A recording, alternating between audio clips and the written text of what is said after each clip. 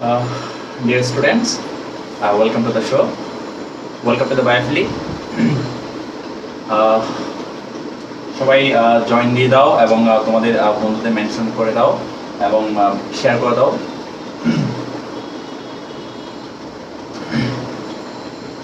আমরা শীঘ্রই শুরু করে দিয়ে যাচ্ছি।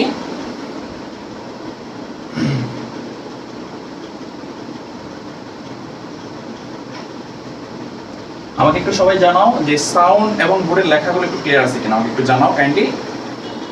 আমাকে একটু জানাও।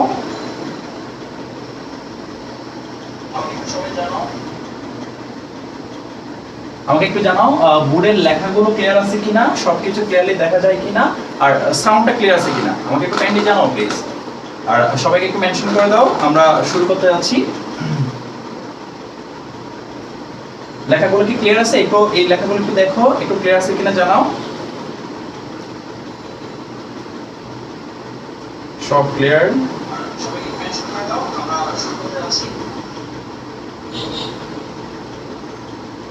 কি ভাই ক্লিয়ার? ক্লিয়ার, ঠিক আছে, অল ক্লিয়ার, পারফেক্ট স্যার। ওকে, ওয়ালাইকুম আসসালাম। প্রথমে সবাইকে একটা আন্তরিক ধন্যবাদ জানাচ্ছি এতটুকু সাপোর্ট দেখানোর জন্য, যে আসলে আমি অবাক হয়ে গেছি তোমাদের এতটুকু সাপোর্ট এবং এতটুকু ভালোবাসা পেয়ে। অনেক অনেক বেশি ধন্যবাদ তোমাদের সবাইকে। আমি যেটা মনে করি, তোমরা এতটুকু যে সাপোর্ট দেখাইছো তার রিপ্লাইটা এখন আমার দেওয়া উচিত। ইনশাল্লাহ আমি আমার সর্বোচ্চটুকু তোমাদের দিব। সবাই আশা করি সাথে থাকবা। সবাই একটু তোমাদের ফ্রেন্ডদের মেনশন করে দাও। আমরা শুরু করতে যাচ্ছি।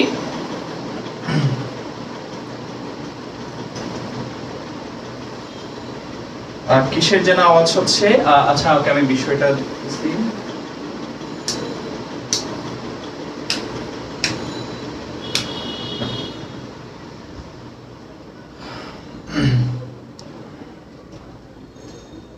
ওকে, বায়োফিলিক। হ্যাঁ, বায়োফিলিক মানে যারা বায়োলজিকে ফিল করে বা বায়োলজির যে বিষয়গুলো আছে আমাদের পুরা পৃথিবীতে যত জীব আছে তাদের প্রতি যে একটা আকর্ষণ ফিল করে, হ্যাঁ, তাদেরকে আমরা বায়োফিলিক বলি। তোমরা এখানে হয়তো অনেকে বায়োলজিকে একটু রং ভাবে নাও, বায়োলজির বিষয়টা একটু তোমাদের কাছে জটিল মনে হয়, বা অনেকের কাছে তো বায়োলজি মানে মুখস্থই। আসলে এই ভুল ধারণাটা ভাঙানোর জন্যই আমাদের এই গ্রুপটুকু বায়োফিলিক। আশা করি তুমি যেমনই হও, এই গ্রুপে আসার পর তোমরা সবাই বায়োলজির প্রতি একটা আলাদা ভালোবাসা অনুভব করবা। বায়োলজির প্রত্যেকটা বিষয় যে বুঝে পড়া জিনিস, সেটা আশা করি সবাই একদম ক্লিয়ারলি বুঝবা। আশা করি সবাইকে এই জার্নিতে সাথে পাবো সবসময়। আমি আবার ধন্যবাদ জানাচ্ছি। আমরা শুরু করে দিব আজকে আমাদের। আমি আমার পরিচয়টুকু একটু দিয়ে দিই। আমি হচ্ছে তোমাদের মিনহাজুল আবেদিন ভাইয়া, final year, Chittagong medical college, MBBS অধ্যয়নরত আছি। আমরা আজকে যে অধ্যায়টা শুরু করতে যাচ্ছি, প্রাণীবিজ্ঞানের একাদশ অধ্যায়। আচ্ছা, এই একাদশ অধ্যায় যেটা আছে, জিন তত্ত্ব ও বিবর্তন, জেনেটিক্স এন্ড ইভলিউশন, এই অধ্যায়টা তোমাদের প্রাণীবিজ্ঞানের অন্যতম একটা গুরুত্বপূর্ণ এবং ইন্টারেস্টিং একটা অধ্যায়। হ্যাঁ, কেন ইন্টারেস্টিং? তোমার এই বিষয়টার সাথে মানে এটা খুব চমৎকার একটা অধ্যায়। তোমরা এই জেনেটিক্স শব্দটা সবাই শুনে থাকছো।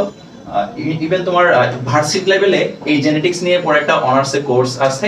হ্যাঁ, সো ওই জেনেটিক্সের যে বেসিক জিনিসটা, সেটুকু আমরা এই অধ্যায়ে পাবো ইনশাআল্লাহ। আচ্ছা, সবকিছু ঠিকঠাক তো নাকি? সাউন্ড এন্ড লাইটনিং, বোর্ডের সবকিছু কি ঠিকঠাক? আমরা কি যাইতে পারি সামনে?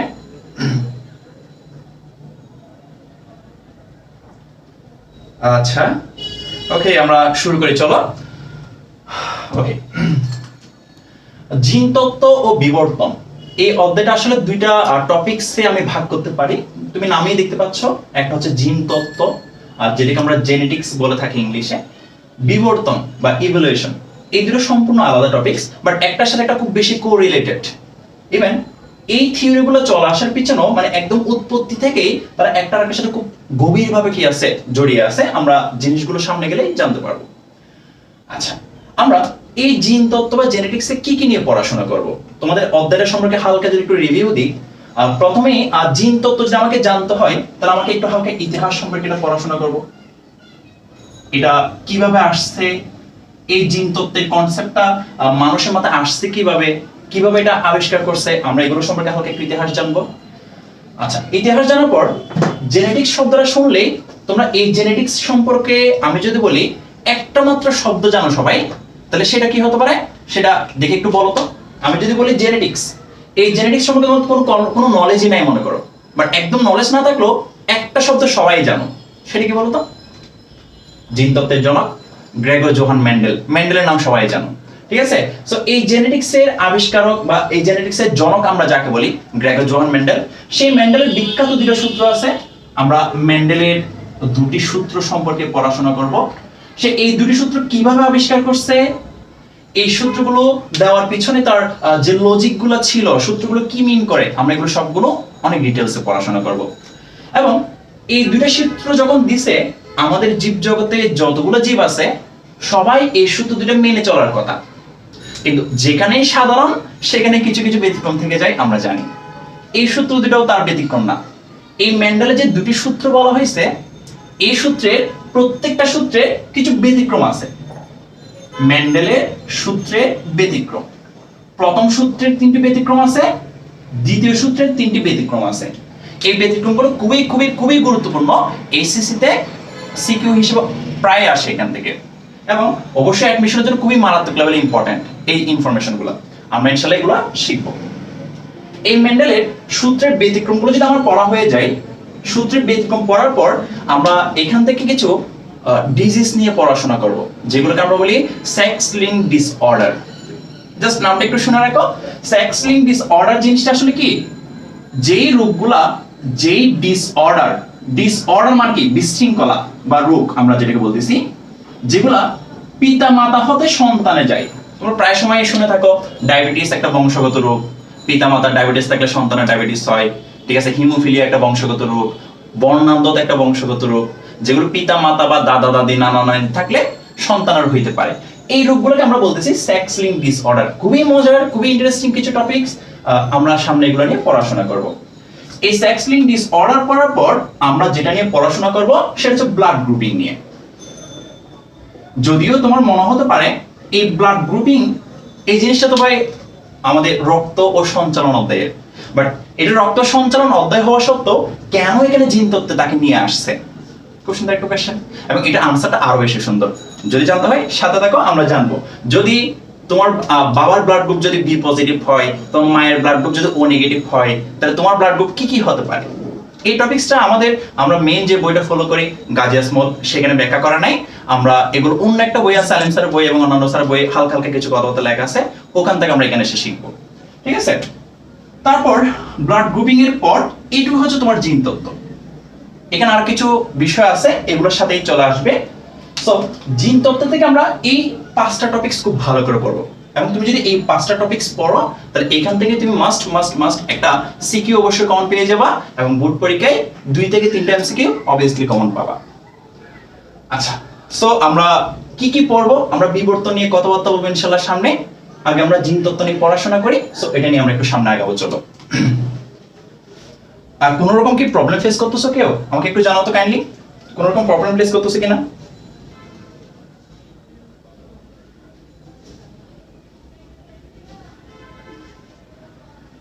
সবকিছু ঠিকঠাক আছে? এই পর্যন্ত কথা বা বোর্ড কার কোনো ঝামেলা আছে কিনা আমাকে একটু জানাও। অল ক্লিয়ার ভাই? ওকে, অল ক্লিয়ার। ওয়ালাইকুম আসসালাম। আচ্ছা, তোমাদের কিন্তু একটা অ্যানাউন্সমেন্ট দেওয়া হয় নাই। অ্যানাউন্সমেন্টটা হচ্ছে তোমাদের আসলে পড়াশোনা মানে এই পড়াশোনার প্রতি একটু উদ্বুদ্ধ করার জন্য, একটু অনুপ্রাণিত করার জন্য। আমরা সবাই জানি আসলে লকডাউনে সবাই একটু পড়াশোনার প্রতি একটু আমরা একটু অনাগ্রহ হয়ে গেছে, স্বাভাবিক সেটা, মেন্টাল হেলথ নিয়ে আমরা সবাই একটু ভুগতেছি। তো তোমাদের সবাইকে একটু অনুপ্রাণিত করার জন্য তোমরা নিজেরাই অ্যাটাচড আসো, আমি মনে করি। তোমাদের অনেক বন্ধুরা এই সময় ফেসবুকে ঘোরাঘুরি করতেছে, এদিক ওদিক যাতায়াত করতেছে, সেই সময়টুকু তোমরা চাইলেও তোমরাও করতে পারতা, বাট তোমরা যেহেতু এখানে এসে লাইভটা দেখতেছো, তার মানে আমি ধরে নিলাম তোমাদের সবার শিখার ইচ্ছা আছে, এবং তোমরা সেই শিখার ইচ্ছাটার জন্য এফোর্ট দিচ্ছ। এবং মাথায় রাখবা, আমাদের সৃষ্টিকর্তা কিন্তু কোনো এফোর্টকে বিফলে দেয় না। তুমি যদি পরিশ্রম করো, চেষ্টা করো, অবশ্যই আল্লাহ তোমার সেটা কি করবে, বা সৃষ্টিকর্তা সেটা কি করবে, তোমাকে সেটা মূল্যায়ন করবে, সেটা মূল্য তোমাকে দিবে। সো তুমি নিজেও অ্যাটাচ থাকো, সাথে তোমার বন্ধু বান্ধব যারা আছে তাদেরকে একটু মেনশন করে দাও, তারাও যাতে একটা ভালো কাজে কি থাকতে পারে, সহযাত্রী হইতে পারে। এবং সেজন্য তোমাদেরকে অনুপ্রাণিত করার জন্য, একটা ভালো কাজ করার জন্য সর্বোচ্চ যে মেনশন করবা তার জন্য একটা প্রাইস মানি থাকতেছে, আকর্ষণীয় একটা প্রাইস মানি থাকবে। এবং পাশাপাশি সর্বোচ্চ শেয়ার যে করবা তার জন্য কি থাকবে, sharing is caring, we know, সর্বোচ্চ যে শেয়ার করবা তার জন্য একটা সুন্দর প্রাইস মানি থাকবে। সো দেরি না করে তোমরা শেয়ারিং এন্ড মেনশনিং শুরু করে দাও। আচ্ছা, ওকে, ফাইন। পাশাপাশি চলো আমরা জিন তত্ত্বটা শুরু করে দিই। ওকে, তাহলে আমরা প্রথমে একটু ইতিহাস নিয়ে পড়াশোনা করি, কেমন? জিন তত্ত্বের ইতিহাস আমরা একটু যাব। আচ্ছা, আমরা যদি জিন তত্ত্বের ইতিহাসে যাই, আমাদের শুরু করতে হবে এই জিন তত্ত্ব শব্দ থেকেই। জিন তত্ত্ব বা জেনেটিক্স আমরা যেটাকে বলতেছি, জেনেটিক্স। এই জিন তত্ত্ব বা জেনেটিক্স, এটার মিনিং কি ভাই? জিন তত্ত্ব, জিন তত্ত্ব মানে হচ্ছে জিন নিয়ে যে তত্ত্ব, জিন নিয়ে যে তত্ত্ব, অর্থাৎ এটা একটা বিজ্ঞানের শাখা, একটা জীববিজ্ঞানের শাখা, যে শাখায় এটা হচ্ছে একটা বিজ্ঞানের শাখা বা জীববিজ্ঞানের শাখা তুমি বলতে পারো। এখানে কি লেখা দেখা যাচ্ছে না? একটু জানাইও।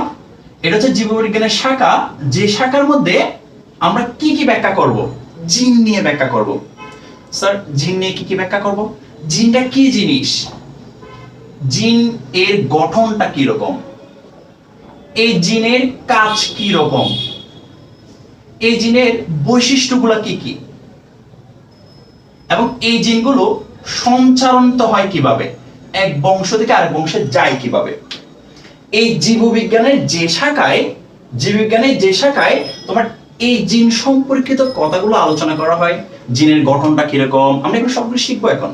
হ্যাঁ, জিনের গঠন কিরকম, জিনের কাজ কিরকম, জিনের বৈশিষ্ট্যটা কিরকম, এটা কিভাবে তার বৈশিষ্ট্যটা প্রকাশ করে, কিভাবে সে সঞ্চারিত হয়, পিতা মাতা থেকে বৈশিষ্ট্যগুলো কেমনে সন্তানে নিয়ে আসছে। কথাগুলো একটু হার্ড মনে হচ্ছে, একটু ধৈর্য ধরো, সবগুলো পানির মতোই মনে হবে, জাস্ট ওয়েট। সো জীববিজ্ঞানের যে শাখায় এই বিষয়গুলো নিয়ে আলোচনা করা হয় তাকে আমরা বলি জিন তত্ত্ব বা জেনেটিক্স। এটা হচ্ছে সংজ্ঞা, জিন তত্ত্বের সংজ্ঞা। বাট এই জেনেটিক্স সম্পর্কে যদি আমরা আরেকটু বলি, এই জেনেটিক্স শব্দটা বা এই জেনেটিক্স বিষয়টার জনক হচ্ছে কে? আমরা জানি জিন তত্ত্বের জনক হচ্ছে গ্রেগর জোহান মেন্ডেল নামক একজন বিজ্ঞানী। ওনাকে জিন তত্ত্বের ফাদার বলা হয়, ফাদার অফ জেনেটিক্স বা জিন তত্ত্বের জনক। তাকে জিন তত্ত্বের জনক বলা হচ্ছে। বাট তুমি জেনে অবাক হবা, এই গ্রেগর জোহান মেন্ডেল কিন্তু জিন কি জিনিস সেটাই জানতেন না, বা জানতেন না বলা উচিত না, উনি জিন শব্দটা ব্যবহার করেননি। উনি জিন শব্দ ব্যবহার করেননি। ইভেন যার ফাদার তাকে বলা হচ্ছে, এই যে জেনেটিক্স এর ফাদার গ্রেগর জোহান মেন্ডেল, এই জেনেটিক্স শব্দটাও তিনি কি করেন নাই, প্রবর্তন করেন নাই। তাহলে দেখো, আমি তিনটা পয়েন্ট বলতেছি অবাক হওয়ার মতো। ফার্স্ট পয়েন্ট হচ্ছে জেনেটিক্স এর জনক হচ্ছে গ্রেগর জোহান মেন্ডেল, এটা সবাই জানো। এবং মজার বিষয় হচ্ছে এটা তোমার মেডিকেল ভর্তি পরীক্ষা কোশ্চেন আসছিল, এটা একটা মেডিকেল ভর্তি পরীক্ষা কোশ্চেন এমটি। কিন্তু তাকে জনক বলা হলো, এই গ্রেগর জোহান মেন্ডেল জেনেটিক্স শব্দটা প্রবর্তন করেন নাই। তাহলে কোশ্চেন আসবে ভাই, কে প্রবর্তন করেন? নামটা একটু মাথায় রাখো। এই জেনেটিক্স শব্দ প্রবর্তন করেন হচ্ছে, এই শব্দের প্রবর্তক হচ্ছে একজন বিজ্ঞানী যার নাম হচ্ছে উইলিয়াম বেটসন। উইলিয়াম বেটসন। তাহলে দেখো, যেহেতু জনককে, এটা মেডিকেল ভর্তি পরীক্ষা আসছে, তাহলে শব্দটি কে প্রবর্তন করছেন এটা কিন্তু আসতে পারে। তো খুবই গুরুত্বপূর্ণ ইনফরমেশন, একটু ভালো করে মাথায় রাখো। জেনেটিক শব্দে, যদি জেনেটিক শব্দের প্রবর্তক বলে উইলিয়াম বেটসন, আর এই জিন তত্ত্বের ফাদার বা জিন তত্ত্বের জন্য যার ভূমিকা সবচেয়ে বেশি প্রাথমিক লেভেলে, তিনি হচ্ছে গ্রেগর জোহান মেন্ডেল। এবং এই গ্রেগর জোহান মেন্ডেল কিন্তু জিন শব্দটাও ব্যবহার করেননি। কি করেন না করেন সেটা আমরা এখানে আসলে একটু পড়াশোনা করব, একটু সামনে গিয়ে। আপাতত এই যে গ্রেগর জোহান মেন্ডেলকে জনক বলা হলো, তাকে ফাদার বলা হচ্ছে জেনেটিক্সে, কেন স্যার? কি এমন ভূমিকা সে রাখছে যে তাকে ফাদার বলা হলো, মানে এই বিষয়টা পুরোটার জনক বলা হচ্ছে? চলো আমরা একটু দেখি। এই গ্রেগর জোহান মেন্ডেল জন্মগ্রহণ করছিল হচ্ছে, ওনার সম্পর্কে ইনফরমেশন আমরা একটু শিখে চলো। যেহেতু ইতিহাস মানে একটা টাইম লাইন, সাল অবশ্যই চলে আসবে, মোটামুটি একটু মাথায় রাখার চেষ্টা করো। তার জন্ম হচ্ছে 1822 খ্রিস্টাব্দে। 1822 খ্রিস্টাব্দে জন্মগ্রহণ করা এই গ্রেগর জোহান মেন্ডেল পেশায় ছিলেন একজন ধর্মযাজক। কোন দেশে? অস্ট্রিয়ায়। অস্ট্রিয়ার একজন ধর্মযাজক ছিলেন ইনি। তুমি নিশ্চয় অবাক হচ্ছ যে একজন ধর্মযাজক তিনি কিভাবে ফাদার হয় জেনেটিক্সের। খুব ইন্টারেস্টিং। এটা হচ্ছে আসলে স্বশিক্ষিত, মানে আমরা যেগুলো শিক্ষা মনে করি প্রাতিষ্ঠানিক লেভেলের শিক্ষা, সেগুলো হয়তো ওনার ছিল না তেমন একটা খুব বেশি, বা কন্টিনিউ করতে পারেন নাই পারিবারিক দুর্দশার কারণে, বাট উনি ছিল নিজে থেকে স্বশিক্ষিত। মানুষের ন্যাচারালি যে কোয়েশ্চেনগুলো আছে সেগুলো কারণগুলো খুঁজতে যাওয়ার মতো শিক্ষা ওনার ছিল। ঠিক আছে, তো উনি হচ্ছে একজন ধর্মযাজক ছিল, একটা চার্চের দেখাশোনা করত। তো সেই চার্চের সামনে বিশাল একটা খোলা মাঠ ছিল, খালি জায়গা ছিল। তো এত বড় একটা খালি জায়গা ফেলে রাখবো কেন? উনি কি করলো, সেই খালি জায়গায় মটরশুঁটি চাষ করা শুরু করলো। কি মটরশুঁটি? তোমরা সবাই মটরশুঁটি চিনো তো নাকি? এই যে মটর ভাজা খাও না, মটর ভাজা মটরশুঁটি সবাই চিনো। সেই মটরশুঁটি গাছের চাষ করা শুরু করছে, মটরশুঁটি চাষ। এবং উনি যে মটরশুঁটি চাষ করছিল তার বৈজ্ঞানিক নামটা একটু ইম্পর্টেন্ট। এত বড় একটা আবিষ্কার, বৈজ্ঞানিক নাম জানলে কেমনে? পিজাম সেটিভাম। মটরশুঁটির বৈজ্ঞানিক নামটা কি? পিজাম সেটিভাম। এই মটরশুঁটি নিয়ে উনি চাষ করেন।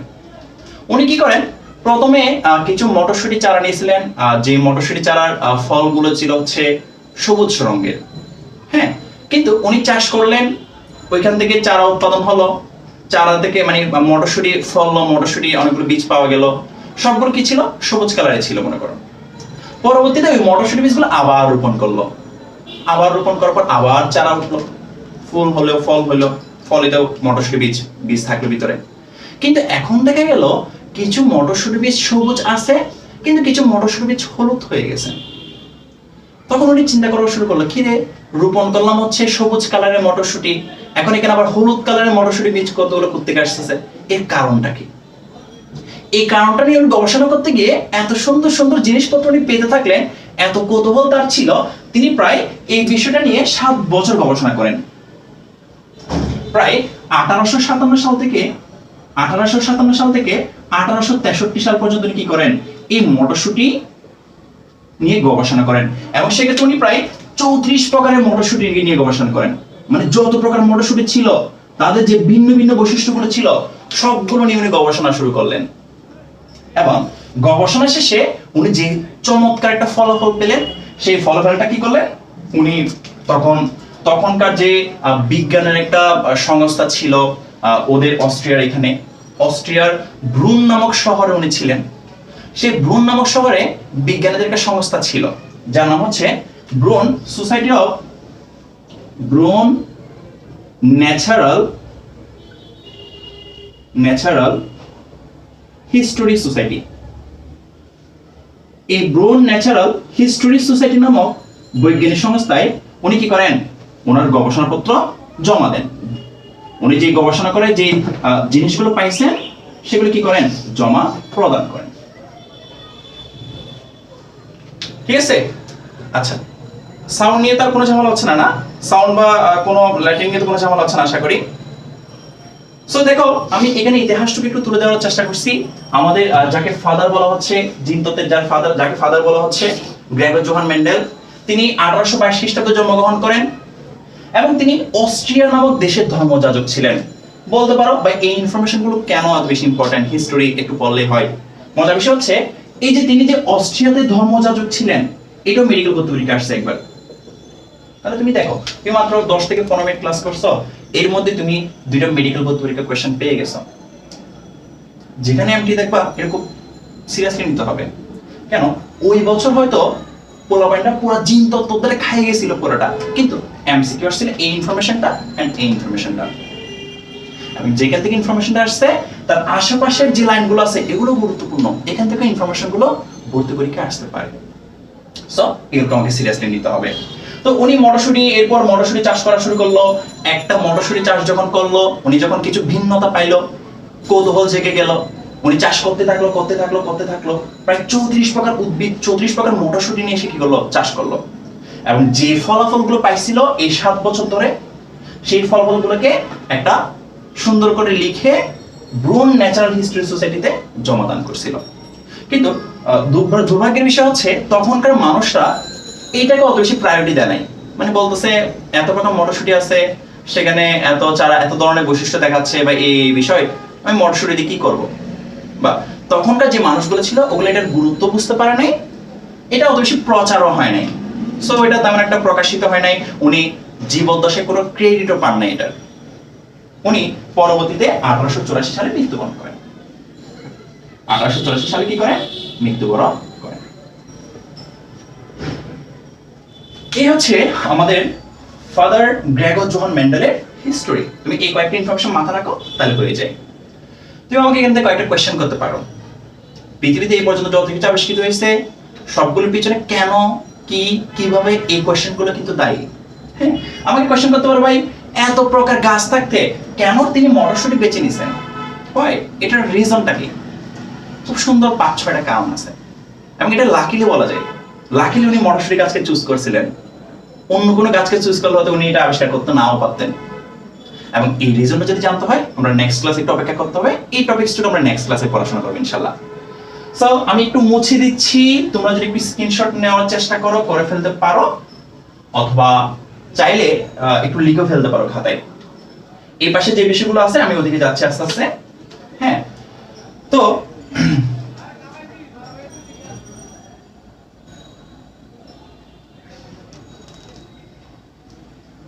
আচ্ছা, সো এই গবেষণাপত্র যখন উনি জমা দিলেন তখনকার মানুষরা তো সেটা আর বুঝতে পারে নাই। পরবর্তীতে প্রায় 16 বছর পর 1900 সালে, কত সালে? 1900 সালে তিনজন বিজ্ঞানী, এক হিউগো দ্য ব্রিস, নামগুলো খুব ইম্পর্টেন্ট, একটু মাথা রাখিও। হিউগো দ্য ব্রিস, তার দেশ ছিল নেদারল্যান্ড। নেদারল্যান্ডের হিউগো দ্য ব্রিস, দেশগুলো খুব বেশি যে ইম্পর্টেন্ট তা নয়, বাট একটা চলে আসছে তো সব বলা যায় না। 2 নম্বর হচ্ছে কার্ল করেন্স। কার্ল করেন্স নামক আরেকজন বিজ্ঞানী, যার দেশ ছিল জার্মানি। আরেকজন ছিল হচ্ছে এরিক স্ট্যামেক। 3 জন বিজ্ঞানী। তোমার গ্রেগর জোহান মেন্ডেল মারা যাওয়ার প্রায় 16 বছর পর 1900 সালে এই 3 দেশের 3 জন বিজ্ঞানী একই সময়ে এরকম একটা বিষয় নিয়ে গবেষণা করতেছিলেন। তার মানে এই জিনিসটা নিয়ে গবেষণা করতেছেন যে কি হয় দেখি, কি হয় দেখি, কি হয় দেখি। এবং তারা যখন গবেষণা করে যখন ফলাফলটুকু পেয়ে গেলেন এবং এই ফলাফলটা যখন জমা দিতে গেল, তখন তারা এই নিয়েও জানতে পারলো তাদের এই গবেষণাটুকু 16 বছর আগে, তারও অনেক আগে গ্রেগর জোহান মেন্ডেল করে গেছেন, এবং হি ওয়াজ অ্যাবসলিউটলি রাইট। সে সম্পূর্ণ সঠিক ছিল তার গবেষণায়। তো তারা অবাক হয়ে গেল, কি রে, এটা আমাদের প্রায় কত 1857 থেকে 1863, মানে প্রায় 40 বছর আগে, 40 বছর আগে একজন বিজ্ঞানী এটা আবিষ্কার করে গেছে। মানে এটা ওরা অনেক সারপ্রাইজ ছিল। এবং মেন্ডেলের প্রতি সম্মান দেখিয়ে তারা নিজেরা কি করলো, এই মেন্ডেলকে হাইলাইট করলো, এবং তারা পুরো বিশ্বে জানিয়ে দিল যে আমরা যেটা এখন কাজ করতেছি এটা আমরা তো অনেক পরে, আমাদের আগেও একজন বিজ্ঞানী গ্রেগর জোহান মেন্ডেল এই জিনিসটা প্রমাণ করে গেছেন। দেখো ওদের ভদ্রতার বিষয়টা দেখো, অনেস্টিটা একটু দেখো। এই জায়গায় যদি আমি হইতাম তাহলে কি করতাম, মনে করো টাকা পয়সা 2-1 লাখ দিয়া মনে ব্রুনেসালিস্টে যেতাম, যে টাকা নাও 2-3 লাখ নাও, কাকে বলার দরকার নেই, এটা আমি প্রকাশ করছি, এটার আবিষ্কারক আমি। মিনহাজ ল তখন হয়ে যেত, মেন্ডেলের নাম ল না হয়ে মিনহাজ ল হয়ে যেত। তোমরা হয়তো তোমাদের নামে নামে লটা দিয়ে দিতে আর কি, নাকি নিজে নিজে পছন্দের নামটা দিয়ে দিতে, টাকা 2-3 লাখ একটু সাইড করে রাখো, কাকে বলার দরকার নেই।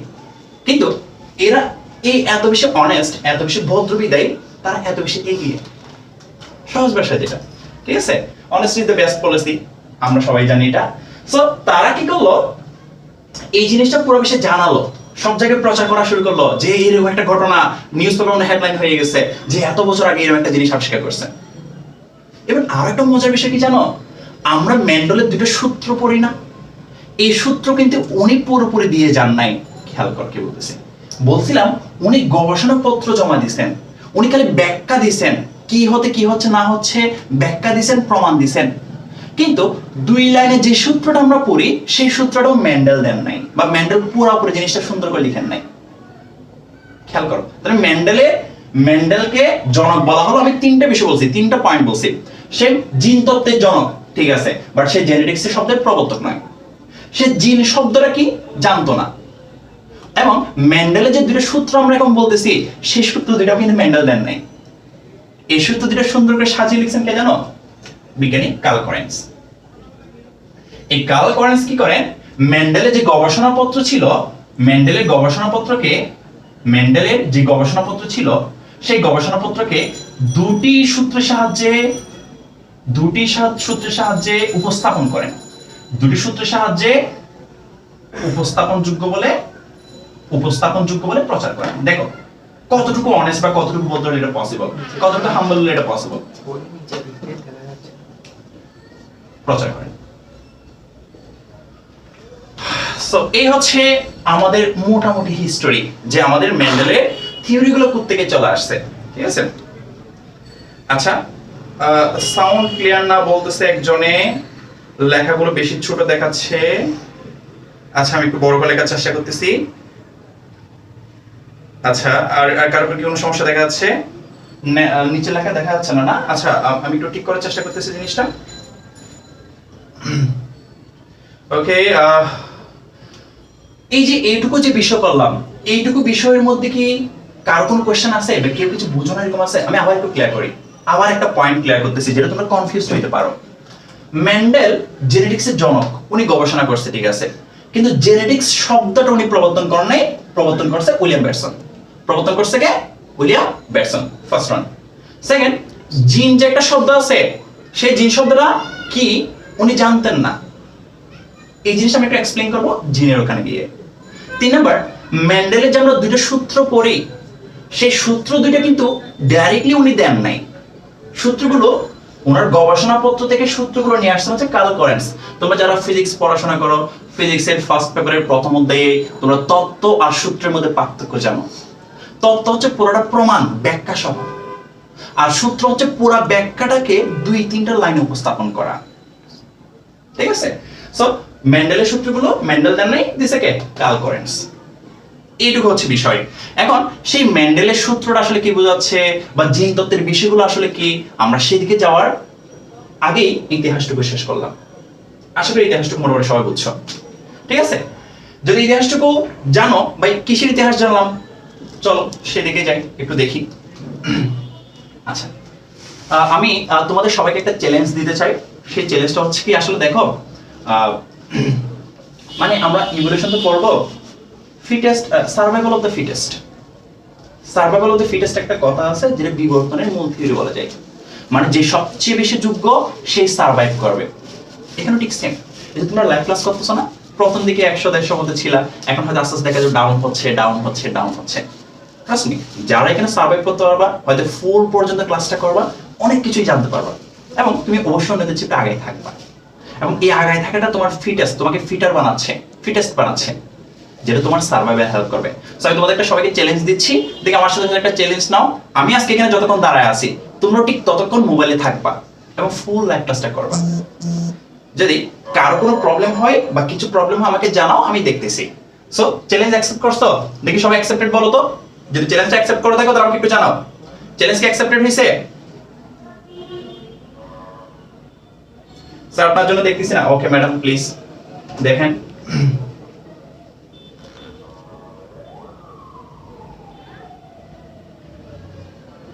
ওকে ইনশাআল্লাহ আছি ভাইয়া। ওকে ইনশাআল্লাহ স্যার আছি, অ্যাকসেপ্টেড বাই। আর লেটস সি যে কারা সার্ভাইভাল মানে কারা ফিটেস্ট, আজকে এটা দেখবো। যে সর্বোচ্চ আমি এখন 105 জন দেখতেছি, আমি লাইভ শেষে 105 জনকে দেখতে পাই। আর বাড়াও, সমস্যা নাই, তোমাদের ফিটেস্ট হওয়ার যাত্রায় তোমাদের বন্ধুদেরকে শামিল করো। ঠিক আছে, লেটস স্টার্ট अगेन।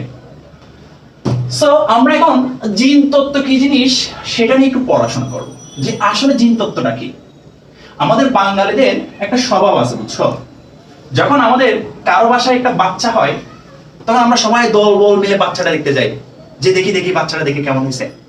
বাচ্চা দেখে দেখার মধ্যে শেষ না, সবাই একটা না একটা কমেন্ট করবে যে এই বাচ্চাটার চুলগুলো মনে হয় একটু দাদার মতো হয়েছে, এই বাচ্চার চোখগুলো মনে হয় মায়ের দিকে যাচ্ছে, এই বাচ্চার চেহারাটা মনে হয় বাবার শেপ আসছে, আর গায়ের রংটা মনে হয় ফুফার দিকে বা ফুফির দিকে গেছে, এরকম কিছু একটা বলে, একটা কমেন্ট করে। আমি জানি না একটা ছোট বাচ্চা দেখে তারা এত শিউরলি কেন বলে, হ্যাঁ কিছুটা তো মিল থাকবে, বাট এরকম একটা কমেন্ট কিন্তু করে। কথাটা কিছু সম্পূর্ণ বল তাও নয়। দেখো বাচ্চাটা বড় হলে তার বৈশিষ্ট্যগুলো কারো না কারোর সাথে মিলে যায়, হয় হুবহু দাদার মতো হয় অথবা নানার মতো হয়, চোখের মনিটা যদি মায়ের মতো হয়, গায়ের কালারটা বাবার মতো হয়, উচ্চতাটা হয়তো নানার মতো হয়। তখন তোমাদের স্বাভাবিক মনে একটা কোয়েশ্চেন জাগতে পারে, ভাই কেন এরকম হয়? একটা বাচ্চা যে জন্মগ্রহণ করলো তার বৈশিষ্ট্যগুলো এরকম কেন হচ্ছে? এই যে কেন এরকম হচ্ছে সেটা নিয়ে আমাদের পড়াশোনা করবো এই জেনেটিক্সে। তোমরা নিজেরা এখন বের করতে পারবা যে এটা বাবা হচ্ছে এরকম এরকম, বাবাটা হচ্ছে লম্বা সাথে ফর্সা আছে, মাটা হচ্ছে খাটো এবং বাটি আছে, তাদের বাচ্চাগুলো কিরকম কিরকম হবে তোমরা নিজেরা বের করতে পারবা এই অধ্যায় শেষে। সো চলো আমরা একটু দেখি কেমন। ওকে, আমরা জিন তত্ত্ব নিয়ে যদি একটু পড়াশোনা করি, আমরা জিন তত্ত্বের দিকে যাওয়ার আগেই আমাকে একটা ফুল ক্লিয়ার বেসিক লাগবে। এই অধ্যায়ের অন্যতম গুরুত্বপূর্ণ টপিকস হচ্ছে আজকের ক্লাসগুলোতে, যেটা আজকের ক্লাস আমরা যেটা ডিসকাস করব সেটা হচ্ছে তোমাকে যদি জিন তত্ত্ব বুঝতে হয় তাহলে এইখানে যে 14টা নাম দেখতে পাচ্ছ, অনেক কঠিন কঠিন নাম মনে হচ্ছে, হোমোলোগাস, এলিল, হোমোজাইগাস বা কি সব নাম এগুলা, এই যে 14টা যে নাম দেখতে পাচ্ছ এই প্রত্যেকটা নাম তোমাকে একদম ক্লিয়ার থাকতে হবে। তুমি এই 14টা নাম যদি একদম ক্লিয়ারলি পারো তাহলে আমি গ্যারান্টি দিচ্ছি জিন তত্ত্ব তোমার কাছে পান্তাবাদ মনে হবে, তুমি নিজে জিন তত্ত্ব লিখতে পারবা, যে ক্রস তুমি নিজে করাইতে পারবা খাতাঙ্গতে। জাস্ট তোমাকে এই 14টা বিষয় জানতে হবে। সো চলো আমরা শুরু করি। আমরা যদি শুরু করতে যাই, প্রথমেই আমরা একদম যে পয়েন্ট থেকে শুরু করব, আমরা আজকে ক্লাস শেষে এই 14টা পয়েন্ট একদম আত্মস্থ করে যাব। এখান থেকে যতটুকু আত্মস্থ হচ্ছে আমরা যাব না। ওকে, সো প্রথমে আমরা শুরু করব নাম্বার 1 বংশগতি দিয়ে। What is বংশগতি?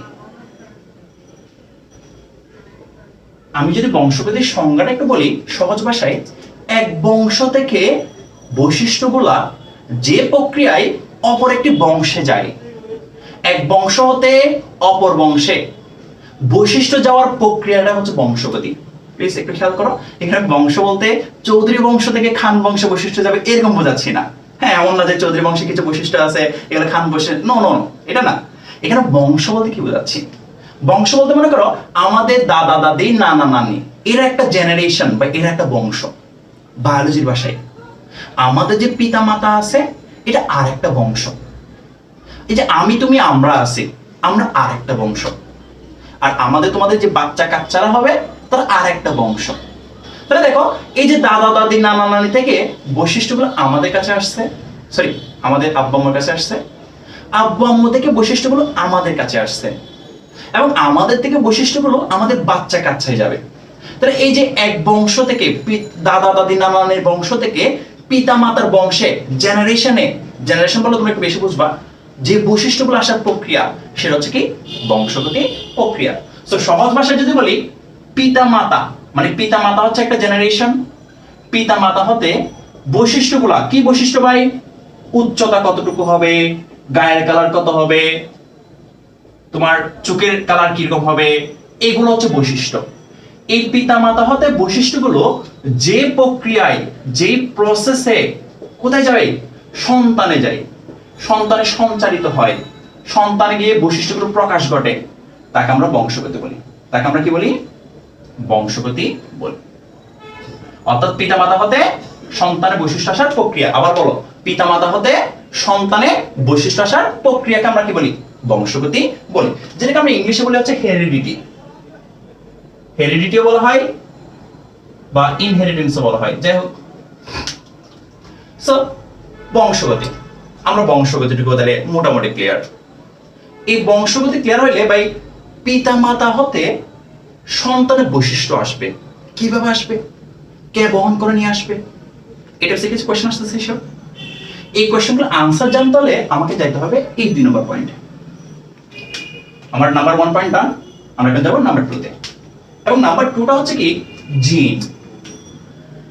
এই জিন কিন্তু তোমরা বাচ্চাকালে যে আলিফ লাইলা দেখতা, সেই আলিফ লাইলা জিন না, বা জিন পরের জিন না, যে আমার পিতা মাতার শরীরে জিন ছিল সেই জিনগুলো আমি হওয়ার সাথে সাথে আমার শরীরে চলে আসছে, বৈশিষ্ট্যগুলো চলে আসছে, না এরকম না।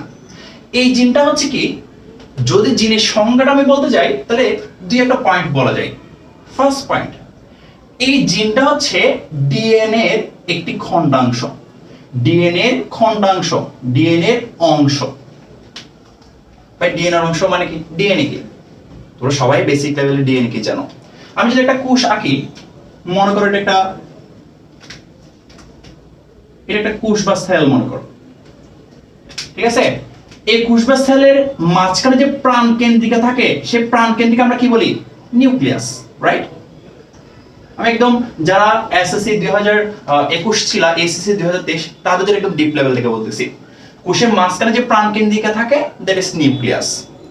আমরা জানি এই নিউক্লিয়াসের ভিতরে অনেকগুলো কি থাকে, অনেকগুলো রেমিনিউম অনেকগুলো তন্তু থাকে। যে তন্তুগুলোকে বলা হয় হচ্ছে ক্রোমোজোম। কি বলা হয়? ক্রোমোজোম বা ক্রোমাটিন তন্তু। ক্রোমোজোম প্রায় সমার্থক শব্দ, কিছু তফাৎ আছে, আমরা কোষ বিভাজন অধ্যায়ে পড়বো সেগুলো। সো এখান থেকে আমি যদি একটা ক্রোমোজোমকে নিয়ে আসি, মনে করি এটা হচ্ছে একটা ক্রোমোজোম, এটা হচ্ছে একটা ক্রোমোজোম। নিউক্লিয়াসের ভিতরে অনেকগুলো ক্রোমোজোম থাকে, রাইট? আচ্ছা, তো এই নিউক্লিয়াসের ভিতরে যদি ক্রোমোজোম থাকে, আমরা সবাই জানি মানুষের ক্রোমোজোম সংখ্যা কতটি? 46টি। বাট কেউ কি আমাকে বলতে পারবা মানুষের সমান সংখ্যক ক্রোমোজোম আছে কোন জীবে? মানুষের তো 46টা ক্রোমোজোম আছে, আমরা এটা জানি, কিন্তু 46 ক্রোমোজোম আর অন্য কোনো জীবে আছে কিনা? আরেকটা জীবে কিন্তু আছে। কেউ কি জানো? দেখি বেসিকটা কার ক্লিয়ার আছে, এই ইনফরমেশনটা কার জানা আছে একটু দেখি। কেউ কি জানো যে 46 ক্রোমোজোম বিশিষ্ট অন্য কোনো জীব আছে বা তার নাম কি? এনিওয়ান? এই যে দেখছো 105 থেকে 99 চলে আসছে অলরেডি এই রেসে, তাহলে 6 জন হেরে গেছে কিন্তু। হ্যাঁ, সো বাকি যারা আছো আশা করি থাকবা। গিনিপিগ একজন বললো, সরি রং অ্যানসার, গিনিপিগ হচ্ছে 46 না, গিনিপিগ হচ্ছে 64টা, 64টা।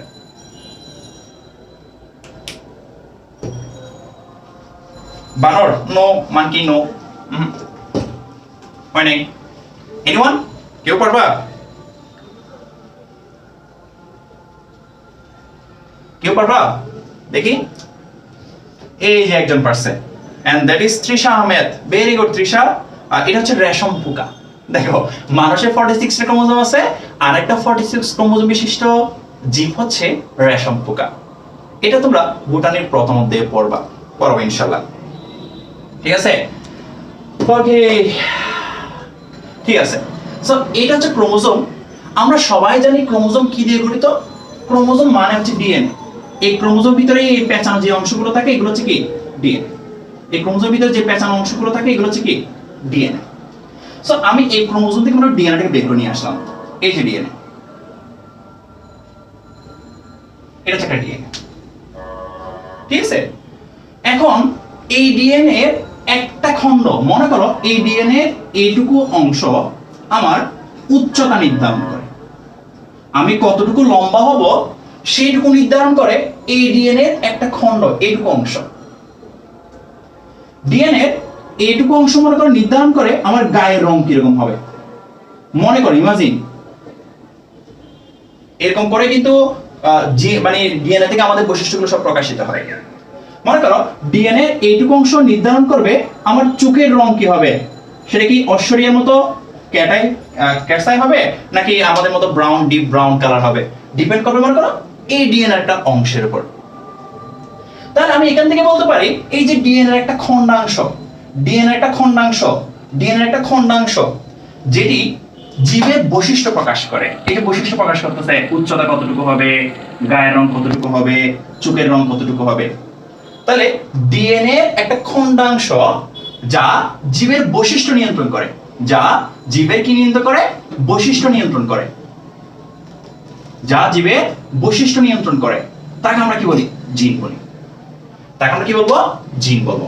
আবার বলতেছি, জিন হচ্ছে ডিএনএ একটা পার্ট, ডিএনএ একটা অংশ যেটা জীবের বৈশিষ্ট্য নিয়ন্ত্রণ করবে। তোমার সকল বৈশিষ্ট্য, তোমার চুল কতদিন থাকবে, চুল কত বড়, মানে চুলের কালার কিরকম হবে, ঠিক আছে, চোখের কালার কিরকম হবে, গায়ের কালার কিরকম হবে, তুমি কত বড় হবে, সবকিছু নির্ভর করবে এই জিনগুলো। এটা একটা জিন মনে করো, এটা একটা জিন, এটা একটা জিন।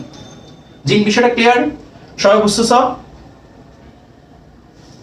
সবাই বুঝছো? আশা করি সবাই বুঝতেছ। সাউন্ড বা এয়ার রিলেটেড তো কোনো ঝামেলা হচ্ছে না, হচ্ছে কি?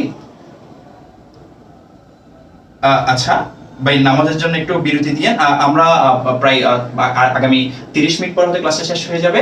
যেহেতু এশার নামাজ ওয়াক্তে তো থাকে, ঠিক আছে, আমরা একটু চেষ্টা করি। অথবা কেউ যদি নামাজে যেতে চাও যেতে পারো, আমাদের ক্লাসগুলো রেকর্ডেড থাকবে, গ্রুপেই থাকবে, আমি ইউটিউবে লিংক আপলোড দিয়ে দিব, ঠিক আছে? সো মিস করার কোনো টেনশন নাই। হ্যাঁ, ওকে। সো আমি আশা করি জিন জিনিসটা সবাই বুঝছো। এই জিনের কারণেই আমি আজকে এত লম্বা। কোশ্চেন কত বড় ভাই মিনহাজ ভাই, আপনি এত লম্বা কেন? আপনার উচ্চতা কত? এই জিনের কারণে আমার এত লম্বা। এই জিনের কারণে মাথায় একটু চুল কম মনে করেন। ঠিক আছে? এই জিনের কারণে মানে আমার চোখের কালারগুলো কি ব্রাউন কালার, সবগুলো এই জিনের কারণে। তোমাদের যে যে বৈশিষ্ট্যগুলো আছে, কারো একটু গায়ের রং একটু কি মানে একটু কালো, কারো গায়ের রং একটু বেশি ফর্সা, এগুলো নিয়ে অনেক ইন্টারেস্টিং কথাবার্তা আছে, সামনে কথাবার্তা হবে ইনশাআল্লাহ। ঠিক আছে, যাই হোক আমরা একটু আজানটা শেষ হোক, জাস্ট 1 মিনিট একটা বিরতি নিব, কেমন? আজানটা একটু শেষ হোক, কেউ যাবে না, এই তোমরা কিন্তু চ্যালেঞ্জ দিয়েছিলা, কেউ যাবে না, ওকে?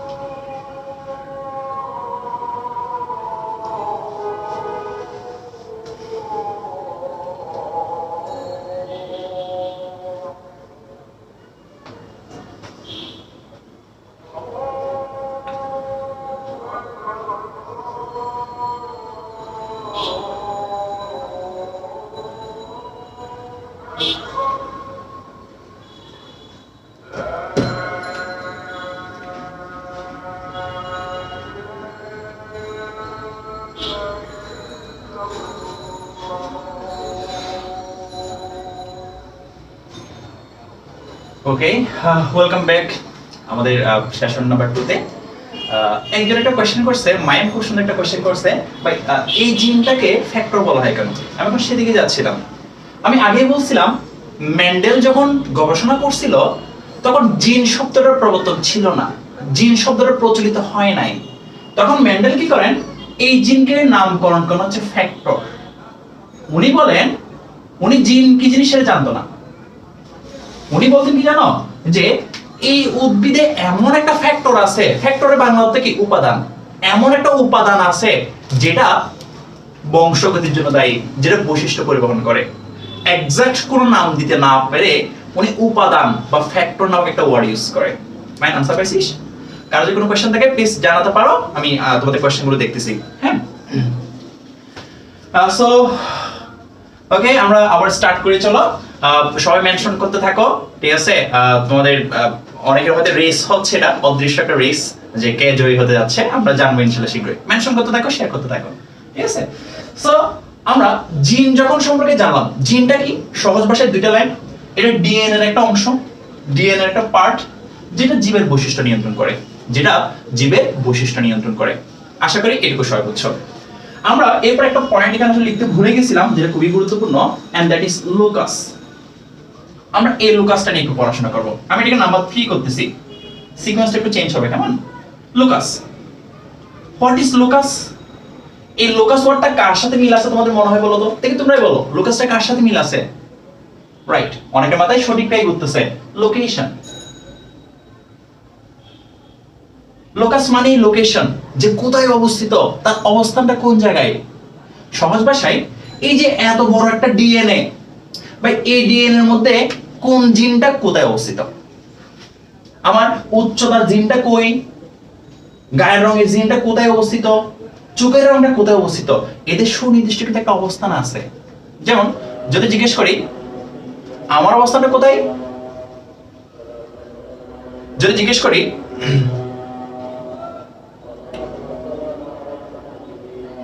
ভাইয়া ব্লাড দেখাচ্ছে, আচ্ছা ওকে, আমি হয়তো নেটওয়ার্ক একটু ঝামেলা করতেছে এই জন্য। আচ্ছা ওকে, জিনিসটা একটু খেয়াল করো, আসলে আমাদের লাইভ ক্লাসের মতো জীবনটা কিন্তু লাইভ ক্লাসের মতোই। যেমন এই যে লাইভ ক্লাস চলার সময় কখনো সাউন্ড অনেক ক্লিয়ার থাকে, গুড ব্লার, বাট কথাটা শোনো, ঠিক আছে, কখনো ব্লার হয়ে যায়, কখনো সাউন্ড এদিক হয় অনেক ঝামেলা হয়, রাইট?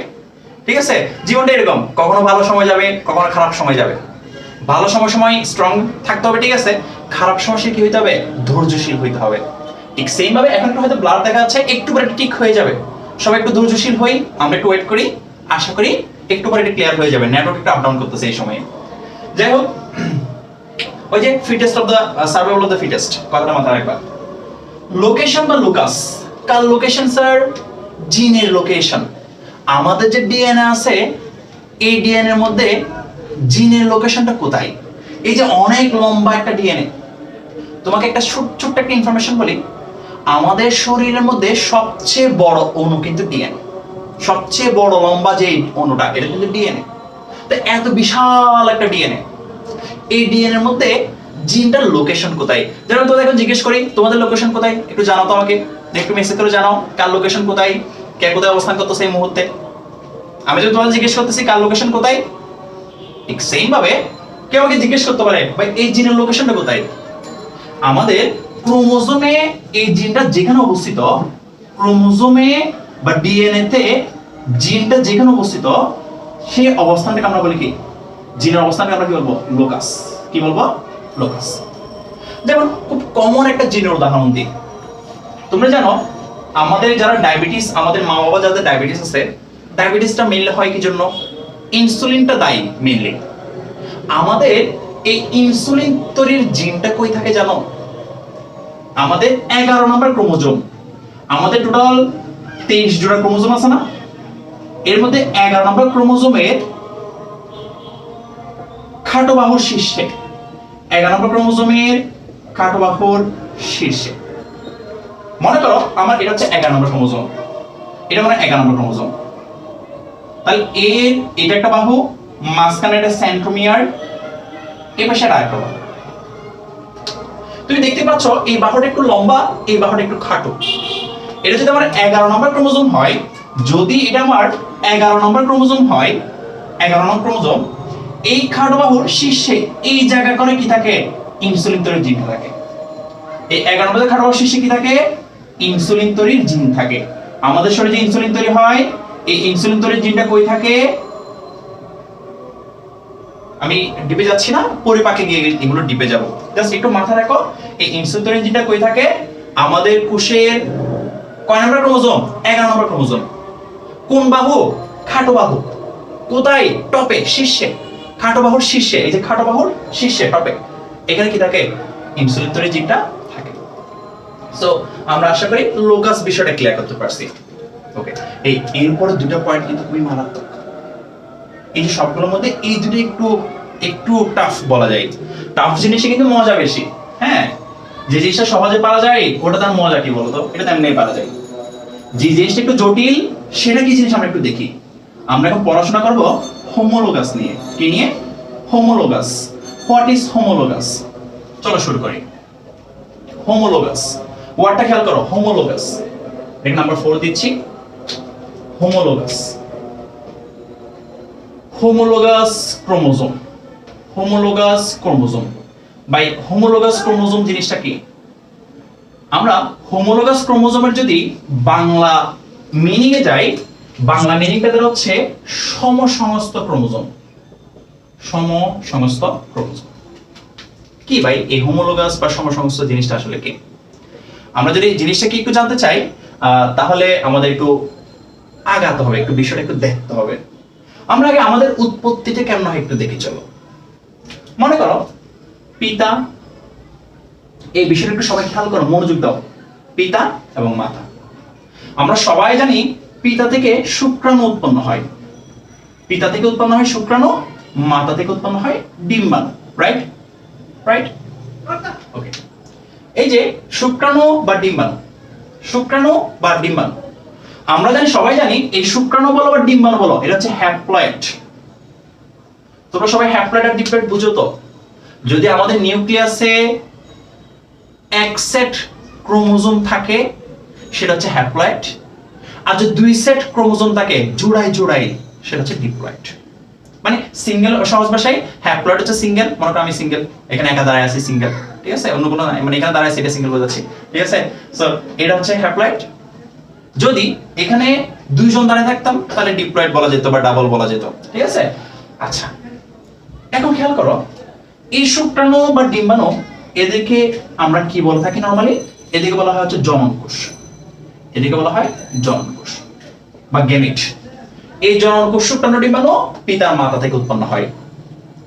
পিতার যে কোষ থেকে শুক্রাণুটা উৎপন্ন হয়, পিতার যে কোষ থেকে শুক্রাণুটা উৎপন্ন হয় বা জনন কোষটা উৎপন্ন হয় তাকে আমরা কি বলি জানো? পুং জনন মাতৃকোষ। খেয়াল করো, কতটা খেয়াল করো। এই পুং জনন কোষ বা শুক্রাণুটা উৎপন্ন হয় যে কোষ থেকে তাকে আমরা বলি পুং জনন মাতৃকোষ। পিতার শরীরে পুং জনন মাতৃকোষ আছে, সেই মাতৃকোষ থেকে কি হয়েছে? জনন কোষ বা শুক্রাণু উৎপন্ন হয়েছে। ঠিক সেম ভাবে স্ত্রীর শরীরে কি থাকে? স্ত্রী জনন মাতৃকোষ, স্ত্রী জনন মাতৃকোষ। যে স্ত্রী জনন মাতৃকোষ পরবর্তীতে বিভাজিত কি তৈরি করে? ডিম্বাণু তৈরি করে। কি তৈরি করে? ডিম্বাণু তৈরি করে। এই যে শুক্রাণু আর ডিম্বাণু তৈরি হচ্ছে পুং জনন মাতৃকোষ, স্ত্রী জনন মাতৃকোষ থেকে। আমাদের পিতার শরীরের সব কোষের মতো এই মাতৃকোষটাও ডিপ্লয়েড, মাতার শরীরের সব কোষের মতো এই কোষটাও কি? ডিপ্লয়েড। পুং জনন মাতৃকোষ ডিপ্লয়েড, শুক্রাণু হ্যাপ্লয়েড। স্ত্রী জনন মাতৃকোষ ডিপ্লয়েড, তার থেকে উৎপন্ন ডিম্বাণুটা হ্যাপ্লয়েড। তাহলে আমার বলতো, দেখি বলতো এই জায়গায় কোন কোষ বিভাজনটা ঘটছে? কে বলতে পারবা দেখি? এখানে কোন কোষ বিভাজনটা হয়? এখানে কোন কোষ বিভাজনটা হয়ে থাকে একটু জানাতো আমাকে।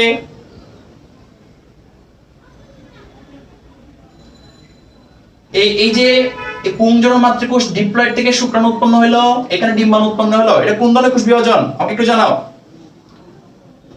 ওকে, তুর্য, বর্ষা, আহানাইরিয়া, সুস্মি চৌধুরী, ফারজানা, আমাজ, সবাই রাইট আনসার দিচ্ছে, অলমোস্ট সবাই বিষয়টা জানো। এটা হচ্ছে মিওসিস। আমরা জানি এই বিক্রিয়াটা হচ্ছে কি, কোন ধরনের বিক্রিয়া? মিওসিস বিক্রিয়া।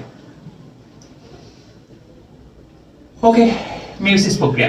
এই মিওসিস প্রক্রিয়ায় পুং জনন মাতৃকোষ থেকে শুক্রাণু উৎপন্ন হয়, স্ত্রী জনন মাতৃকোষ থেকে ডিম্বাণু উৎপন্ন হয়। আর সেই শুক্রাণু আর ডিম্বাণু মিলিত হয়ে কি তৈরি করে? এই এন আর এন দুইটা এন মিলিত হয়ে কি করবে? জাইগোট তৈরি করে, যে জাইগোটটা হচ্ছে ডিপ্লয়েড 2n। আমরা সবাই এটা জানি। যে জাইগোটটা পরবর্তীতে বারবার বিভক্ত হতে হতে একটা পূর্ণাঙ্গ জীবদেহ তৈরি করবে। আমি তুমি সবাই তৈরি হব পূর্ণাঙ্গ জীব। ভাই এটা এখানে ব্যাখ্যা করার রিজনটা কি? এখানে এটা ব্যাখ্যা করার রিজন কি জানো? বেসিকটা একটু ক্লিয়ার করি ভালো করে। আমাদের এই জাইগোট 2n এটা হচ্ছে আমি, আমার সবগুলো কোষ আসছে এখান থেকে। এই 2n এর দেখো, এই 2n এর n আসছে হচ্ছে শুক্রাণু হতে অর্থাৎ পিতা হতে, আর একটা n আসছে ডিম্বাণু হতে অর্থাৎ মাতা হতে। আমার এখানে যে 2n আছে, আমার যে ক্রোমোজোমগুলো আছে তার n আসছে হচ্ছে পিতা হতে, n আসছে হচ্ছে মাতা হতে। আমি আরেকটু ক্লিয়ার করি, মানুষের ক্ষেত্রে বলি, একটু সব মনোযোগ দাও। আমার পুং জনন মাতৃকোষের ক্ষেত্রে 2n মানে হচ্ছে কয়টা ক্রোমোজোম থাকে? 46টা। আমরা জানি 46টা ক্রোমোজোম থাকে মানুষে। স্ত্রী জনন মাতৃকোষের ক্রোমোজোম কয়টা? 46টা। এই 46 এ যদি মিওসিস হয় তাহলে অর্ধেক হয়ে যাবে। কয়টা শুক্রাণুতে কয়টা হয়ে গেল?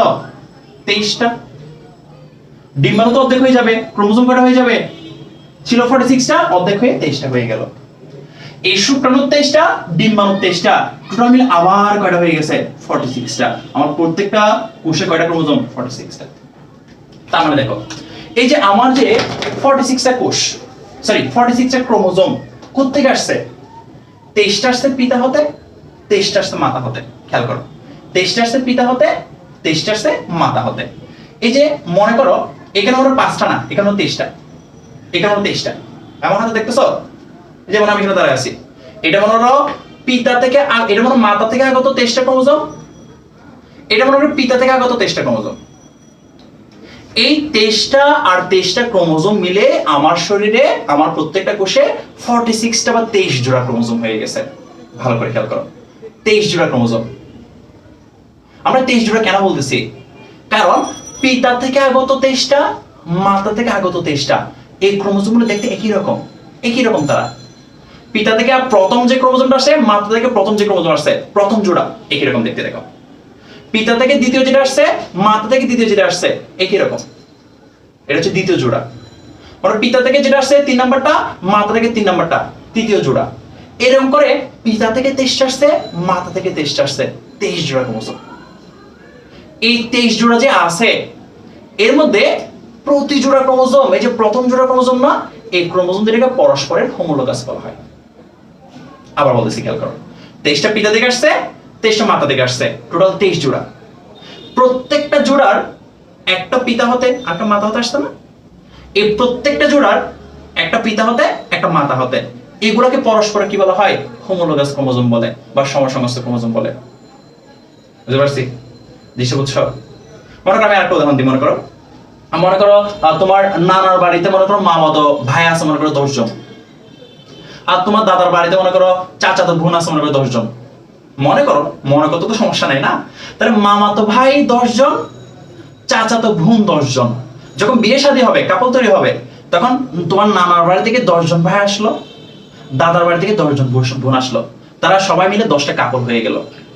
এই যে প্রত্যেকটা কাপল, এর মধ্যে একজন তোমার মামাতো ভাই, আরেকজন তোমার চাচাতো বোন, মানে একটা হচ্ছে তোমার নানার বাড়ি থেকে আসছে, একটা তোমার দাদার বাড়ি থেকে আসছে। বুঝতেছো? এই দুটো মিলেই তো কাপল। এর পরস্পরের কি বলি আমরা? পরস্পরের জোড়া বলা যায়। কথা বলতে পারছি? ঠিক সেম ভাবে আমাদের যে 46টা বা 23 জোড়া ক্রোমোজোম, এর মধ্যে 23টা আসছে পিতা হতে, 23টা আসছে মাতা হতে, আর এই 23টা মিলে 23 জোড়া গঠন করে। প্রত্যেকটা জোড়ার এক একটা ক্রোমোজোম হচ্ছে কি? পরস্পরের হোমোলোগাস। ক্লিয়ার? বুঝছো? হোমোলোগাস জিনিসটা বুঝছো কিনা আমাকে একটু জানাও তো। এটা তোমার কোষ বিভাজনে খুব বেশি গুরুত্ব ফেলবে, খুব বেশি ইম্পর্টেন্ট কোষ বিভাজনের জন্য। ঠিক আছে, আমাকে একটু বলো সব বুঝছো কিনা।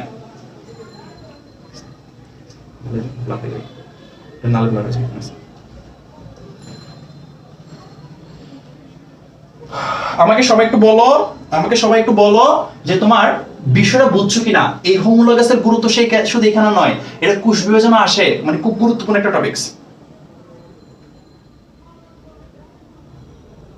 ওকে, সবাই বুঝছো? ওকে, সবাই বুঝছো? ওকে, ঠিক আছে, বুঝছো। গুড, ঠিক আছে। যদি এইটুকু বুঝে থাকো, তোমরা আবার একটু রিমেম্বার দিই, তোমরা মেনশন দিতে থাকো। ঠিক আছে, তোমাদের বন্ধুরা যারা যাচ্ছেন, হয়তো অনেকে নামাজ পড়তে গেছে, তাদের একটু মেনশন দিয়ে আবার চলে আসতে বলো নামাজ শেষে। ঠিক আছে, যাই হোক, আমরা তাহলে হোমোলোগাস বিষয়টা বুঝলাম। তাহলে হোমোলোগাস হচ্ছে কি? পিতা, হোমোলোগাস ক্রোমোজোম হচ্ছে কি? হোমোলোগাস মানে হচ্ছে পিতা ও মাতা হতে আগত ক্রোমোজোম জোড়া।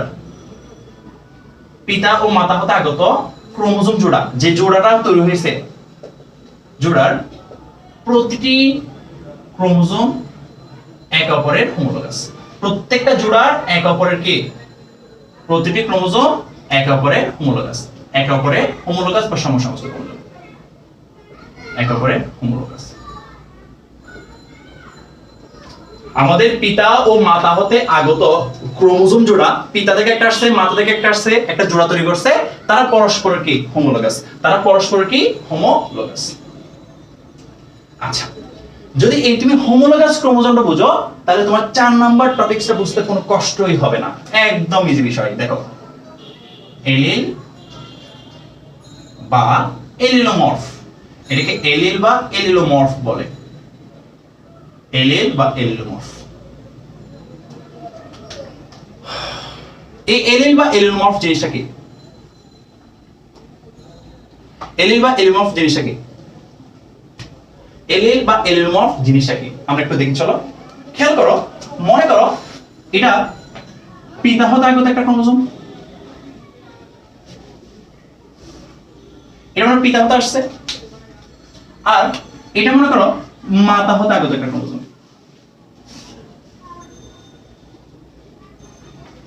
খেয়াল করো, পিতা হতে আগত ক্রোমোজোম, মাতা হতে আগত ক্রোমোজোম মিলে একটা জোড়া তৈরি করছে, পরস্পরের হোমোলোগাস ক্রোমোজোম। আমরা বলছিলাম না ক্রোমোজোমের মধ্যে ডিএনএ থাকে, ডিএনএ এর অংশগুলোকে আমরা জিন বলি। খেয়াল করো, তাহলে আমাদের পিতা হতে একটা ক্রোমোজোম আসছে, তার মনে করো এখানে একটা জিন আছে, মানে এটা একটা জিন। মাতা হতে একটা ক্রোমোজোম আসছে, তারও এখানে একটা জিন থাকবে নাকি? জিন থাকবে না? অবশ্যই জিন থাকবে। মনে করো এই যে পিতার ক্রোমোজোমের একটা পার্টের অংশ হচ্ছে একটা জিন, মাতার একটা অংশ পার্ট হচ্ছে একটা জিন। ঠিক সেম ভাবে পিতার এখানে মনে আরেকটা জিন আছে, মাতার এখানে আরেকটা জিন আছে। মনে করো প্রত্যেকটা জিনের মতো দেখাচ্ছি, মনে করো। খেয়াল করো, মনে করো তোমার এই যে পিতার এই জিন, মাতার এই জিন, পিতা হতে ক্রোমোজোম যেটা আসছে তার জোড়া হচ্ছে মাতা হতে আগত ক্রোমোজোম। ওকে, এটুকু ক্লিয়ার? তাহলে পিতার এখানে যে জিনটা থাকে, মাতা এই জিনটাও সেম। অর্থাৎ পিতা এই জিনটা যদি আমার উচ্চতা প্রকাশ করে, তাহলে মাতার এই জিনটা আমার কি প্রকাশ করবে? উচ্চতা প্রকাশ করবে। পিতার এই জিনটা যদি আমার রং প্রকাশ করে, মাতার এই জিনটা আমার কি প্রকাশ করবে? রং প্রকাশ করবে। তার মানে কি দাঁড়ালো? তার মানে দাঁড়ালো আমার প্রত্যেকটা বৈশিষ্ট্যের জন্য পিতা হতে একটা জিন আসছে, মাতা হতে একটা জিন আসছে। আমি আবার বলতেছি, ক্রোমোজোমের অংশ হচ্ছে ডিএনএ, ডিএনএ এর অংশ হচ্ছে জিন। সো ক্রোমোজোম আসা মানে কি? ক্রোমোজোম আসা মানে হচ্ছে ডিএনএ আসা, ডিএনএ আসা মানে কি? জিন আসা। আবার বলি, ক্রোমোজোম আসা মানে ডিএনএ আসা, ডিএনএ আসা মানে জিন আসা। পিতা থেকে একটা ক্রোমোজোম আসছে, মাতা থেকে একটা ক্রোমোজোম আসছে। ক্রোমোজোম আসছে মানে কি আসছে? পিতা থেকে ডিএনএ আসছে, মাতা থেকে ডিএনএ আসছে। ডিএনএ মানে কি? জিন। মানে পিতা হতেও জিন আসছে, মাতা হতেও জিন আসছে। বিষয়টা খেয়াল করো।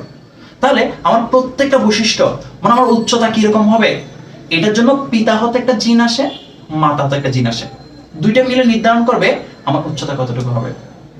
আমার গায়ের রং কিরকম হবে, পিতা থেকে একটা জিন আসে, মাতা থেকে একটা জিন আসে। তারা দুজন মিলে নির্ধারণ করবে আমার গায়ের রং কিরকম হবে। তাহলে এই যে দুইটা জিন, একটা পিতা হতে আসতেছে, একটা মাতা হতে আসতেছে, এই জিন দুইটাকে আমরা পরস্পরে কি বলতেছি? এলিল বলতেছি। এই জিন দুইটাকে আমরা পরস্পরে কি বলতেছি? এলিল বলতেছি। ক্লিয়ার? এই যে এই জিনটা আমার গায়ের রং প্রকাশ করতেছে, পিতা হতে আগত। এই জিনটা আমার গায়ের রং প্রকাশ করতেছে, মাতা হতে আগত। এই জিন দুটো হচ্ছে কি? পরস্পরের এলিল। এই জিন দুটো হচ্ছে কি? পরস্পরের এলিল। আচ্ছা, তাহলে জিনিসটা কি দাঁড়ালো? আমরা এলিলটা কাকে বলবো? প্রতিটি বৈশিষ্ট্য প্রকাশের জন্য, প্রতিটি বৈশিষ্ট্য আমরা জানি জিন কি করে? বৈশিষ্ট্য প্রকাশ করে। তাহলে প্রতিটি বৈশিষ্ট্য প্রকাশের জন্য পিতা হতে একটা জিন আসে, মাতা হতে একটা জিন আসে। প্রতিটি বৈশিষ্ট্য প্রকাশের জন্য পিতা হতে একটা জিন আসে, মাতা হতে একটা জিন আসে। এই প্রতিটি বৈশিষ্ট্য প্রকাশের জন্য পিতা ও মাতা হতে আগত জিন জোড়া, আমাদের পিতা হতে একটা জিন আসছে, মাতা হতে একটা জিন আসছে। এই জিন জোড়ার প্রতিটি জিনকে অপরটি কি বলে? এলিল বলে। মানে কাপলের মতো অনেকটা, যেটা বলতেছিলাম একটু আগে। অপরটি প্রতিটি জিনকে অপরের এলিল বলে। আমি আগে বলছিলাম এই দুটো জিনিস একটু জটিল ছিল, বাকিগুলো একটু সহজ। এই জটিল দুটো জিনিস একটু বুঝছো কিনা বলো? আমাকে একটু বলো, এই জটিল জিনিস দুটো তুমি বুঝছো কিনা? আবার বলতেছি, প্রত্যেকটা আমার যে 23 জোড়া ক্রোমোজোম, 23টা আসছে পিতা হতে আর 23টা আছে মাতা হতে। এই যে এরকম জোড়া জোড়া থাকে। তো ক্রোমোজোম মানে ডিএনএ থাকবে, ডিএনএ মানে জিন থাকবে।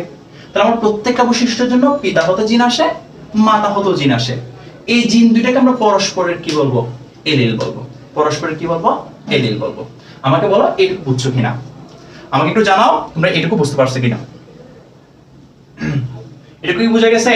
আমাকে একটু জানাও তো ক্লিয়ার কিনা, বা কারো কোনো কোশ্চেন আছে কিনা মনে?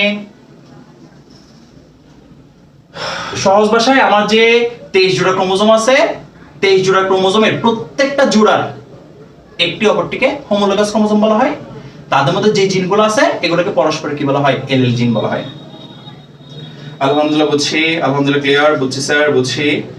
ওকে, বুঝছি। কার কোনো কোশ্চেন আছে কি?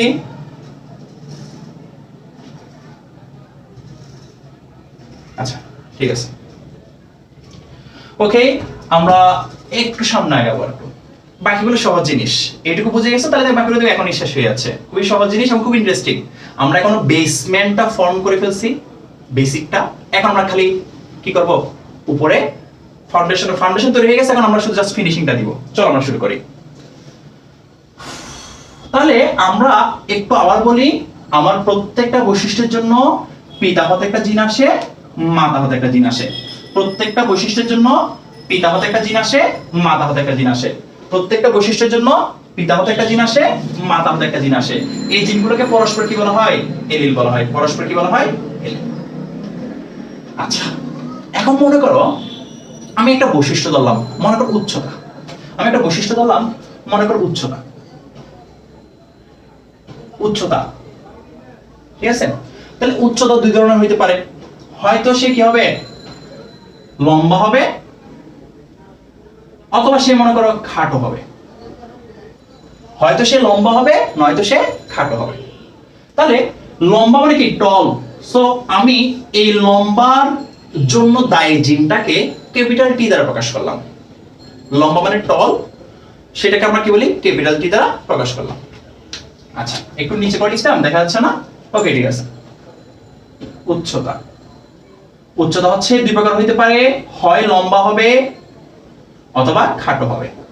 যদি লম্বা হয়, এই লম্বার জন্য দায়ী জিন যেটা, সেটাকে আমরা ক্যাপিটাল টি দ্বারা প্রকাশ করলাম, ক্যাপিটাল টি। আর খাটোর জন্য দায়ী জিনটা, সেটাকে কি দ্বারা প্রকাশ করবো বলতো? লম্বা টল ছিল, টলের টি, ক্যাপিটাল টি। তাহলে খাটো মানে ভাই স্মল, তাহলে এস দিব না, স্মল টি। কেন ভাই? কেন এরকম? কেন কেন কেন? এই কেন কারণটা আমরা নেক্সট ক্লাসে জানবো। একটু ওয়েট করো, কেমন? আমরা সবগুলো সিকোয়েন্স ওয়াইজ করতেছি, সমস্যা নেই।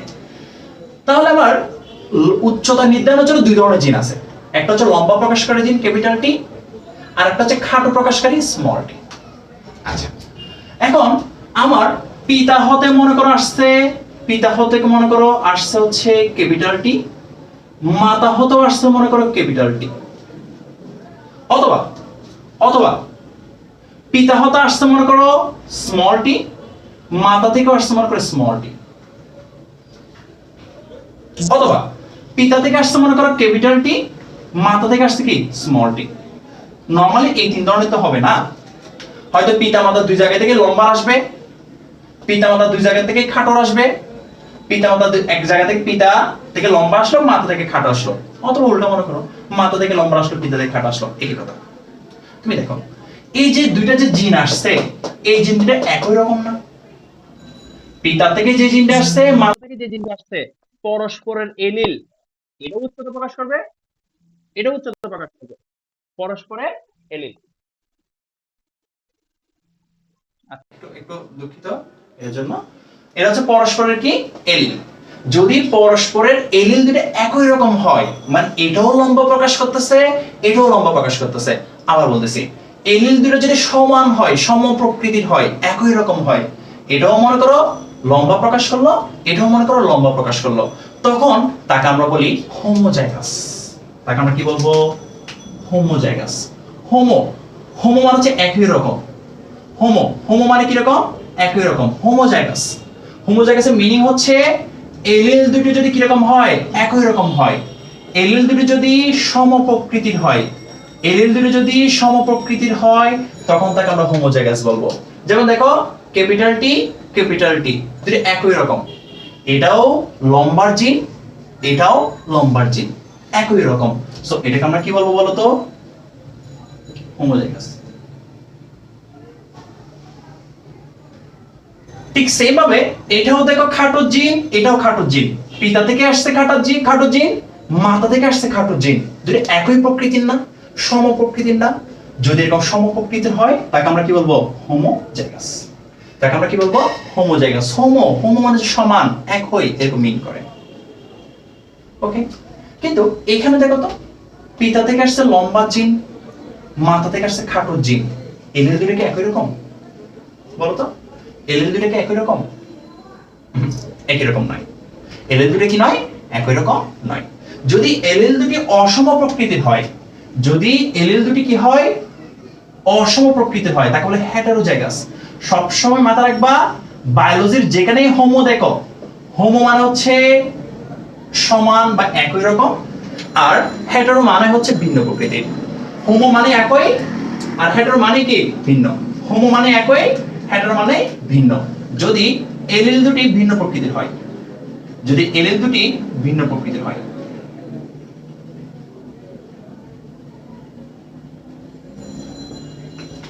এলিল দুটি যদি একই প্রকৃতির হয় হোমোজাইগাস, এলিল দুটি যদি ভিন্ন প্রকৃতির হয় হেটারোজাইগাস, রাইট? তাহলে এটাকে আমরা কি বলতে পারি? হেটারোজাইগাস বলতে পারি। দেখি তোমাদের জন্য একটা কোশ্চেন করি, দেখতে পারো। কোশ্চেনটা হচ্ছে, তুমি দেখতে পাচ্ছ এখানে দুইটাই লম্বা জিন, হোমোজাইগাস। সো এটা কি রকম হবে? এটা দেখতে মানুষটা লম্বা হবে, বা মানুষ বা জীবটা মনে করো লম্বা হবে। এখানে এটাও খাটো জিন, এটাও খাটো জিন, দুইটাই খাটো জিন, তাহলে তার বৈশিষ্ট্য কি বলতো? সে খাটো হবে। কিন্তু এখানে মনে করো একটা লম্বা জিন, একটা খাটো জিন, একটা ক্যাপিটাল টি, একটা স্মল টি, হেটারোজাইগাস, ভিন্ন রকম। দেখি বলো তো এটা কোন প্রকৃতির হবে? এখানে লম্বার বৈশিষ্ট্য প্রকাশ পাবে নাকি খাটোর বৈশিষ্ট্য প্রকাশ পাবে? দেখি বলো তো কিরকম হবে? কে বলতে পারবে দেখি? স্যার ছুটি দিবেন না, আমরা এইটুকু শেষ করে আজকে ছুটি দিবে এখান থেকে, ঠিক আছে? এখানে কি মিশ্র হবে যে ভাই এটা লম্বা জিন, এটা খাটো জিন, সো বাচ্চাটা মানে মাঝামাঝি হবে, এরকম কিছু হবে? এরকম কিছু হবে কিনা? মিডিয়াম, এই যে একজন বলতেছে মিডিয়াম, মাধ্যম, ঠিক আছে? মজার বিষয় হচ্ছে দেখে মনে হচ্ছে মাধ্যম হবে, বাট আসলে মাধ্যম হবে না। এই মাধ্যম কেন হবে না, কেন হয় লম্বা হবে অথবা খাটো হবে, সেই জিনিসটা আমরা জানবো মেন্ডেলের প্রথম সূত্রে এবং নেক্সট ক্লাসে, ঠিক আছে? ওকে,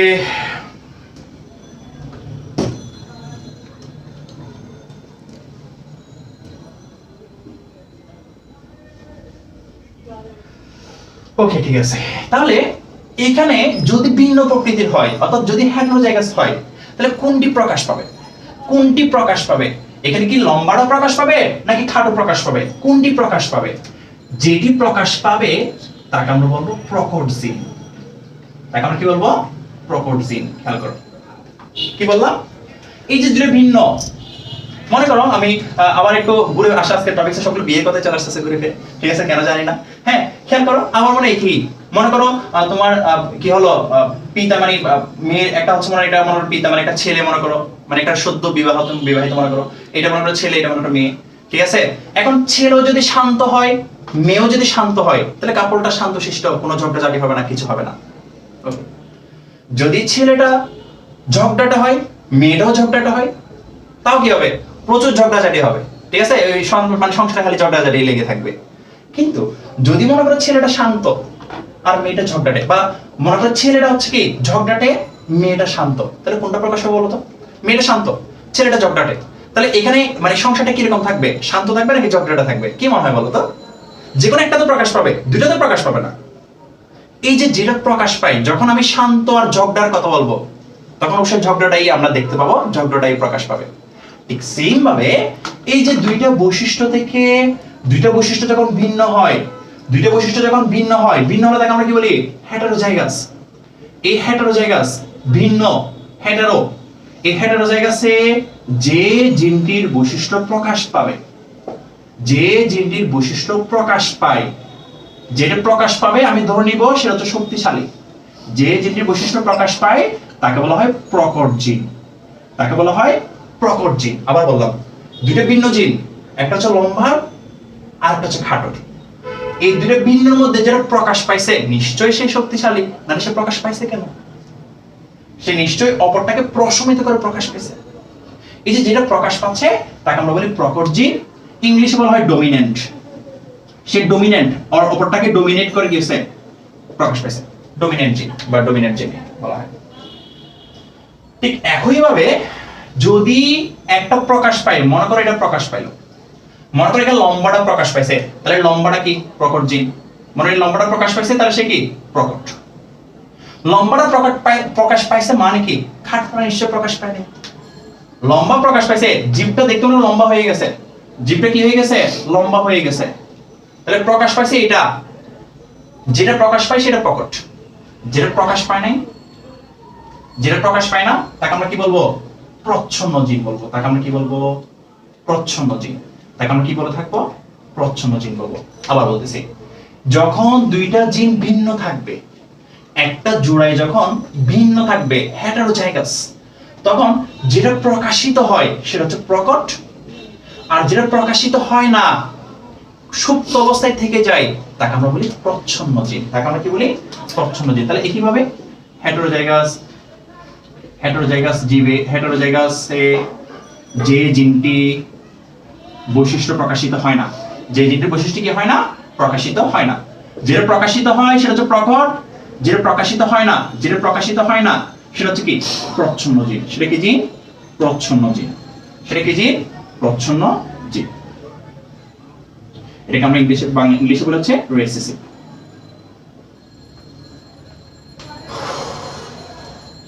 হোমোজাইগাস, হেটারোজাইগাস, প্রকট এন্ড প্রচ্ছন্ন। এই চারটা পয়েন্ট সহজ লাগছে না? আমাকে বলো সব ক্লিয়ার কিনা? ক্লিয়ার কিনা বলো। কার কোনো কোশ্চেন থাকলে একটু বলো, আমি এরপর টপিকসটা যাচ্ছি। ঠিক আছে, আমাদের খুব বেশি সময় আর লাগবে না। এতক্ষণ ধরে সাথে থাকার জন্য ধন্যবাদ। আমি দেখতে পাচ্ছি 65 পর্যন্ত সার্ভাইভ করে আছে। ইনশাআল্লাহ তোমরা এই ফিটেস্ট ধরে নিলাম আর কি। কেমন? সো আমাকে একটু বলো, যা পড়াইছি এটুকু টপিকস ক্লিয়ার কিনা, বা কার কোনো কোশ্চেন আছে কিনা আমাকে একটু জানাও।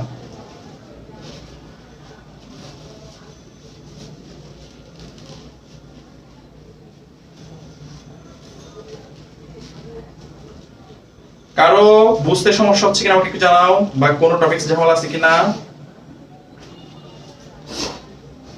ক্লিয়ার ক্লিয়ার, ওকে ওকে, জি ক্লিয়ার, ওকে ক্লিয়ার।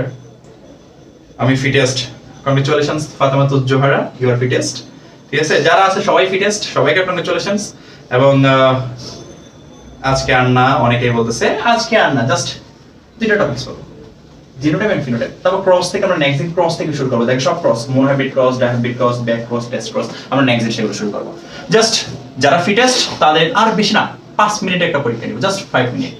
যদি তুমি 5 মিনিট টিকে থাকতে পারো, ইউ আর ফিটেস্ট। সার্টিফাইড, তোমাদের সার্টিফিকেট দিয়ে দিব ফিটেস্টে, বুঝছো? ওকে চলো, আজকে যেহেতু গ্রুপের প্রথম লাইভ ক্লাস, আমাদের সেটআপটাও নতুন, হয়তো একটু এদিক ওদিক ঝামেলা হইতে পারে। ঠিক আছে, ইনশাআল্লাহ নেক্সট ক্লাস থেকে আমরা এগুলো আরো সলভ করার ট্রাই করব, আরো বেটারমেন্ট করার ট্রাই করব। কেমন? সো এগুলো খুবই সহজ, এইজন্য পড়া ফেলতেছি একসাথে। 10 নাম্বার জিনোটাইপ, জিনোটাইপ। আর 11 নাম্বার ফিনোটাইপ, ফিনোটাইপ। একটু খেয়াল করো, what is genotype, what is phenotype? তো দেখতে সমস্যা হচ্ছে? আচ্ছা একটু নিচে করে লিখতেছি, সমস্যা নেই। আবার বলতেছি, আমরা 10 নাম্বার পড়ব হচ্ছে জিনোটাইপ। জিনোটাইপ, জিন ও টাইপ, জিনের টাইপ, জিনোটাইপ। কি মনে হয় বলো তো, জিনোটাইপ থেকে কি হইতে পারে? এটা একটু ওয়ার্ডটা খেয়াল করো, জিনোটাইপ, জিনোটাইপ, জিনের টাইপ। মানে আমাদের যে এলিল জিনগুলো আছে, সেই জিনগুলো কোন ধরনের, তারা কি প্রকট নাকি প্রচ্ছন্ন, জিনের গঠনটা কোন ধরনের, সেই জিনের গঠনটাকে আমরা বলি জিনোটাইপ। জিনের গঠনকে কি বলা হয়? জিনোটাইপ। সহজ ভাষায় যদি আমি বলি, জিনোটাইপ মানে হচ্ছে আমাদের জিনের গঠন, জিনের গঠন প্রকৃতিটা হচ্ছে জিনোটাইপ, জিনের গঠন প্রকৃতি হচ্ছে জিনোটাইপ। যেমন আমি যদি লিখি, আমরা একটু আগে লম্বার খাটো নিয়ে কথাবার্তা বলতেছিলাম, রাইট? লম্বার খাটো নিয়ে কথাবার্তা বলছিলাম না?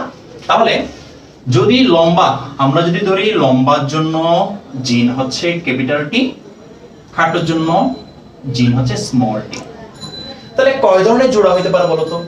হয়তো পিতা থেকে আসছে, সেটাও ক্যাপিটাল টি হবে, পিতা মাতা, পিতা থেকে আগতটা ক্যাপিটাল টি, মাতা থেকে আগত ক্যাপিটাল টি। অথবা পিতা হতে আগতটা ক্যাপিটাল টি, স্মল টি, মাতা হতে আগতটা স্মল টি। অথবা পিতা থেকে আসছে ক্যাপিটাল টি মনে করো, মাতা থেকে আসছে স্মল টি। তোমাদের একটু আগে পড়াইছি, যদি একই রকম হয় সেটা হচ্ছে হোমোজাইগাস, একই প্রকৃতির হোমোজাইগাস, একই প্রকৃতির হোমোজাইগাস, ভিন্ন প্রকৃতির হেটারোজাইগাস। ওকে, এই যে জিনের গঠন ক্যাপিটাল টি আমি দেখতে পাচ্ছি এখানে, এটাও লম্বা জিন, এটাও লম্বা জিন, এই গঠনটাকে বলা হচ্ছে জিনোটাইপ। আমি দেখতে পাচ্ছি এটাও খাটো জিন, এটা খাটো জিন, এই যে জিনের গঠন যে দেখতে পাচ্ছি এটা হচ্ছে genotype. Capital T small tea, জিনের গঠন যে দেখা যাচ্ছে, আমি যে লিখলাম ক্যাপিটাল টি স্মল টি, এটা হচ্ছে জিনোটাইপ।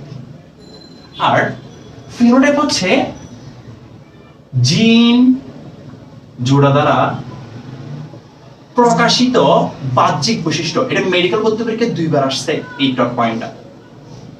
প্রকাশিত বাহ্যিক বৈশিষ্ট্যটা হচ্ছে ফিনোটাইপ। যেমন দেখি তোমরা বলো তো, এই ক্যাপিটাল টি এই যে জিনের গঠন, এটা হচ্ছে জিনোটাইপ। এটা হচ্ছে কি জিনোটাইপ। আমি এটাকে জিনোটাইপ লিখতে পারি, এটা হচ্ছে মনে জিনোটাইপ।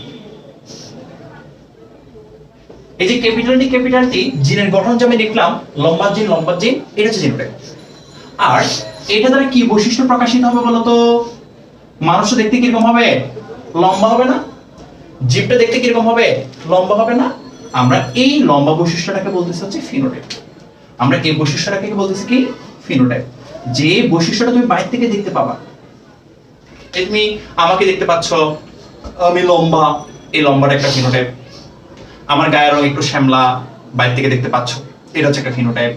আমার চোখের কালার হচ্ছে বাদামি কালার, দেখতে পাচ্ছ, এটা একটা ফিনোটাইপ। ঠিক আছে?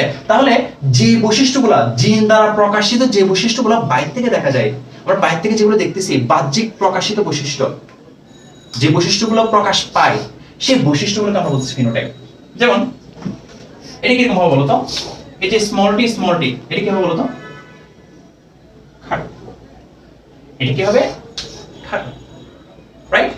এটাও খাটো, সো অবশ্যই খাটো হবে। তাহলে এই যে খাটো আর খাটো জিনের গঠন, এটা হচ্ছে জিনোটাইপ। আর সেটা দ্বারা যে বৈশিষ্ট্য প্রকাশিত হয়েছে, মানুষটা দেখতে খাটো হবে, সেই বৈশিষ্ট্যটা হচ্ছে কি ফিনোটাইপ।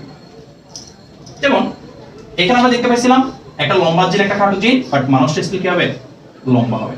স্টিল কি হবে? লম্বা হবে। তাহলে এই যে ক্যাপিটাল টি স্মল টি জিনের গঠন জিনোটাইপ, সেই জিনের গঠন দ্বারা প্রকাশিত বৈশিষ্ট্য লম্বা, এটা হচ্ছে কি ফিনোটাইপ। ক্লিয়ার? জিনোটাইপ হচ্ছে আমাদের শরীরে যে জিন আছে, সেই জিনের গঠন হচ্ছে জিনোটাইপ। আর সেই জিন দ্বারা যে বৈশিষ্ট্যগুলো প্রকাশিত হয়, যে বৈশিষ্ট্যগুলো আমরা বাইরে থেকে দেখতে পাই, সেই বৈশিষ্ট্যগুলো হচ্ছে কি ফিনোটাইপ। আমরা জিনোটাইপ আর ফিনোটাইপ বুঝছো একটু জানাও তো।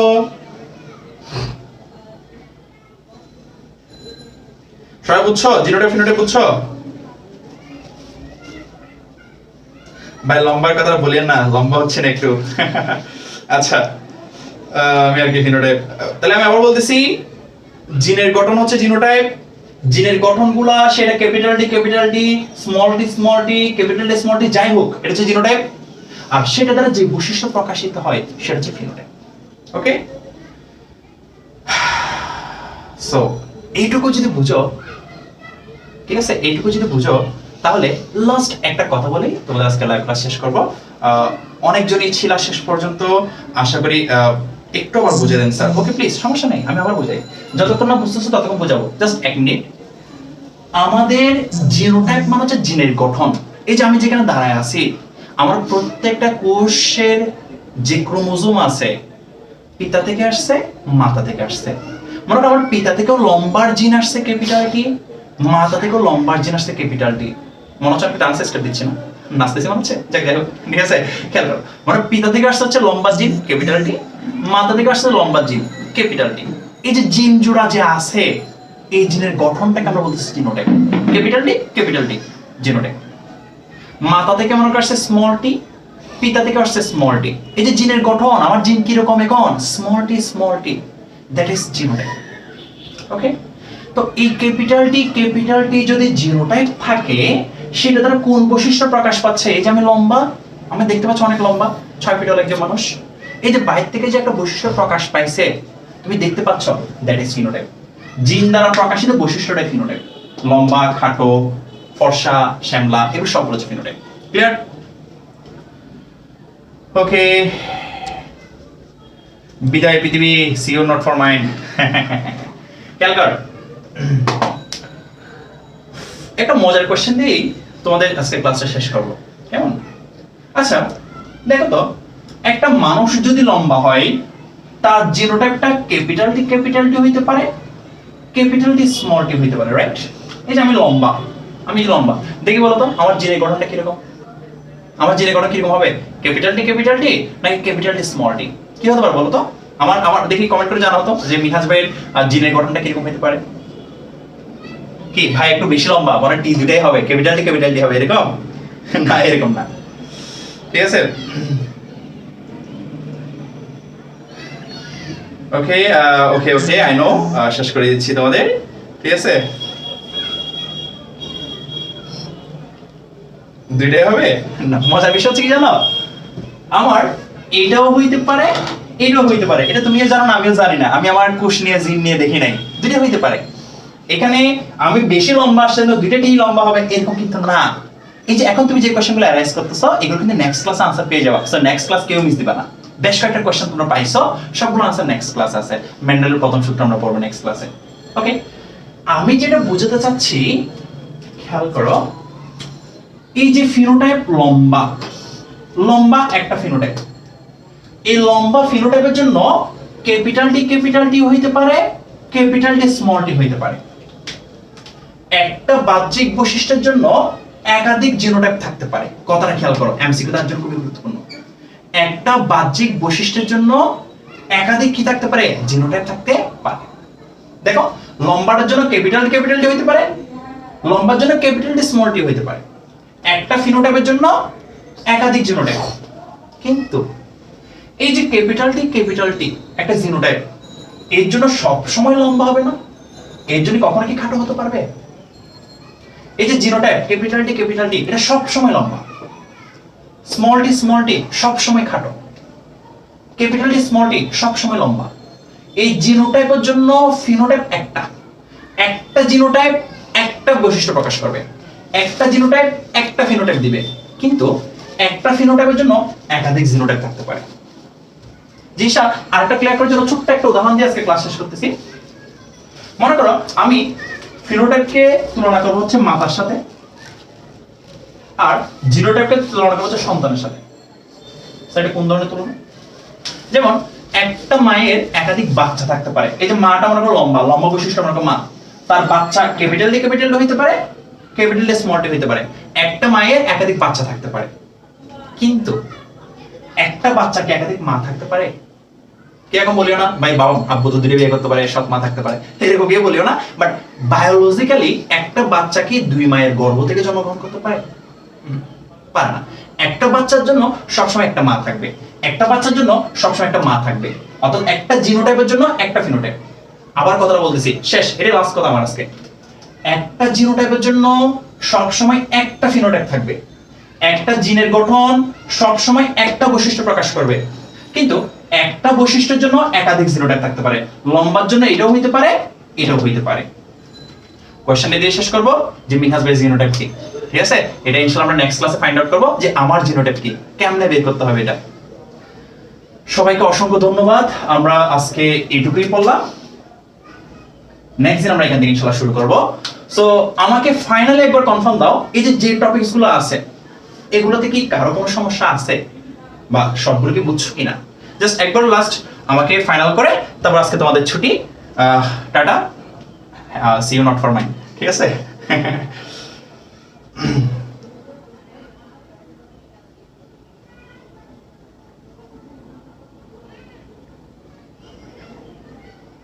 জি স্যার, সব বুঝছি, এখন মাথায় রাখতে হবে।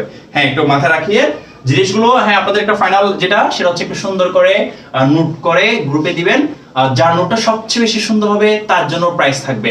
আমরা চাই এই লকডাউনে তোমরা যে পড়াশোনাটা স্লো ডাউন হয়েছে, প্রাইজ দিয়ে হোক, উৎসাহিত করে হোক, যেমন হোক, তোমাদের স্পিডটা যাতে একটু বাড়াই।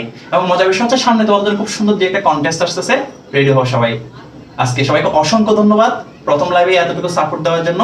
আশা করি নেক্সট ক্লাসে থাকবা। আবার বলতেছি, মিনহাজ ভাইয়ের জিরোটা বের করবো। ওকে, আল্লাহ হাফেজ।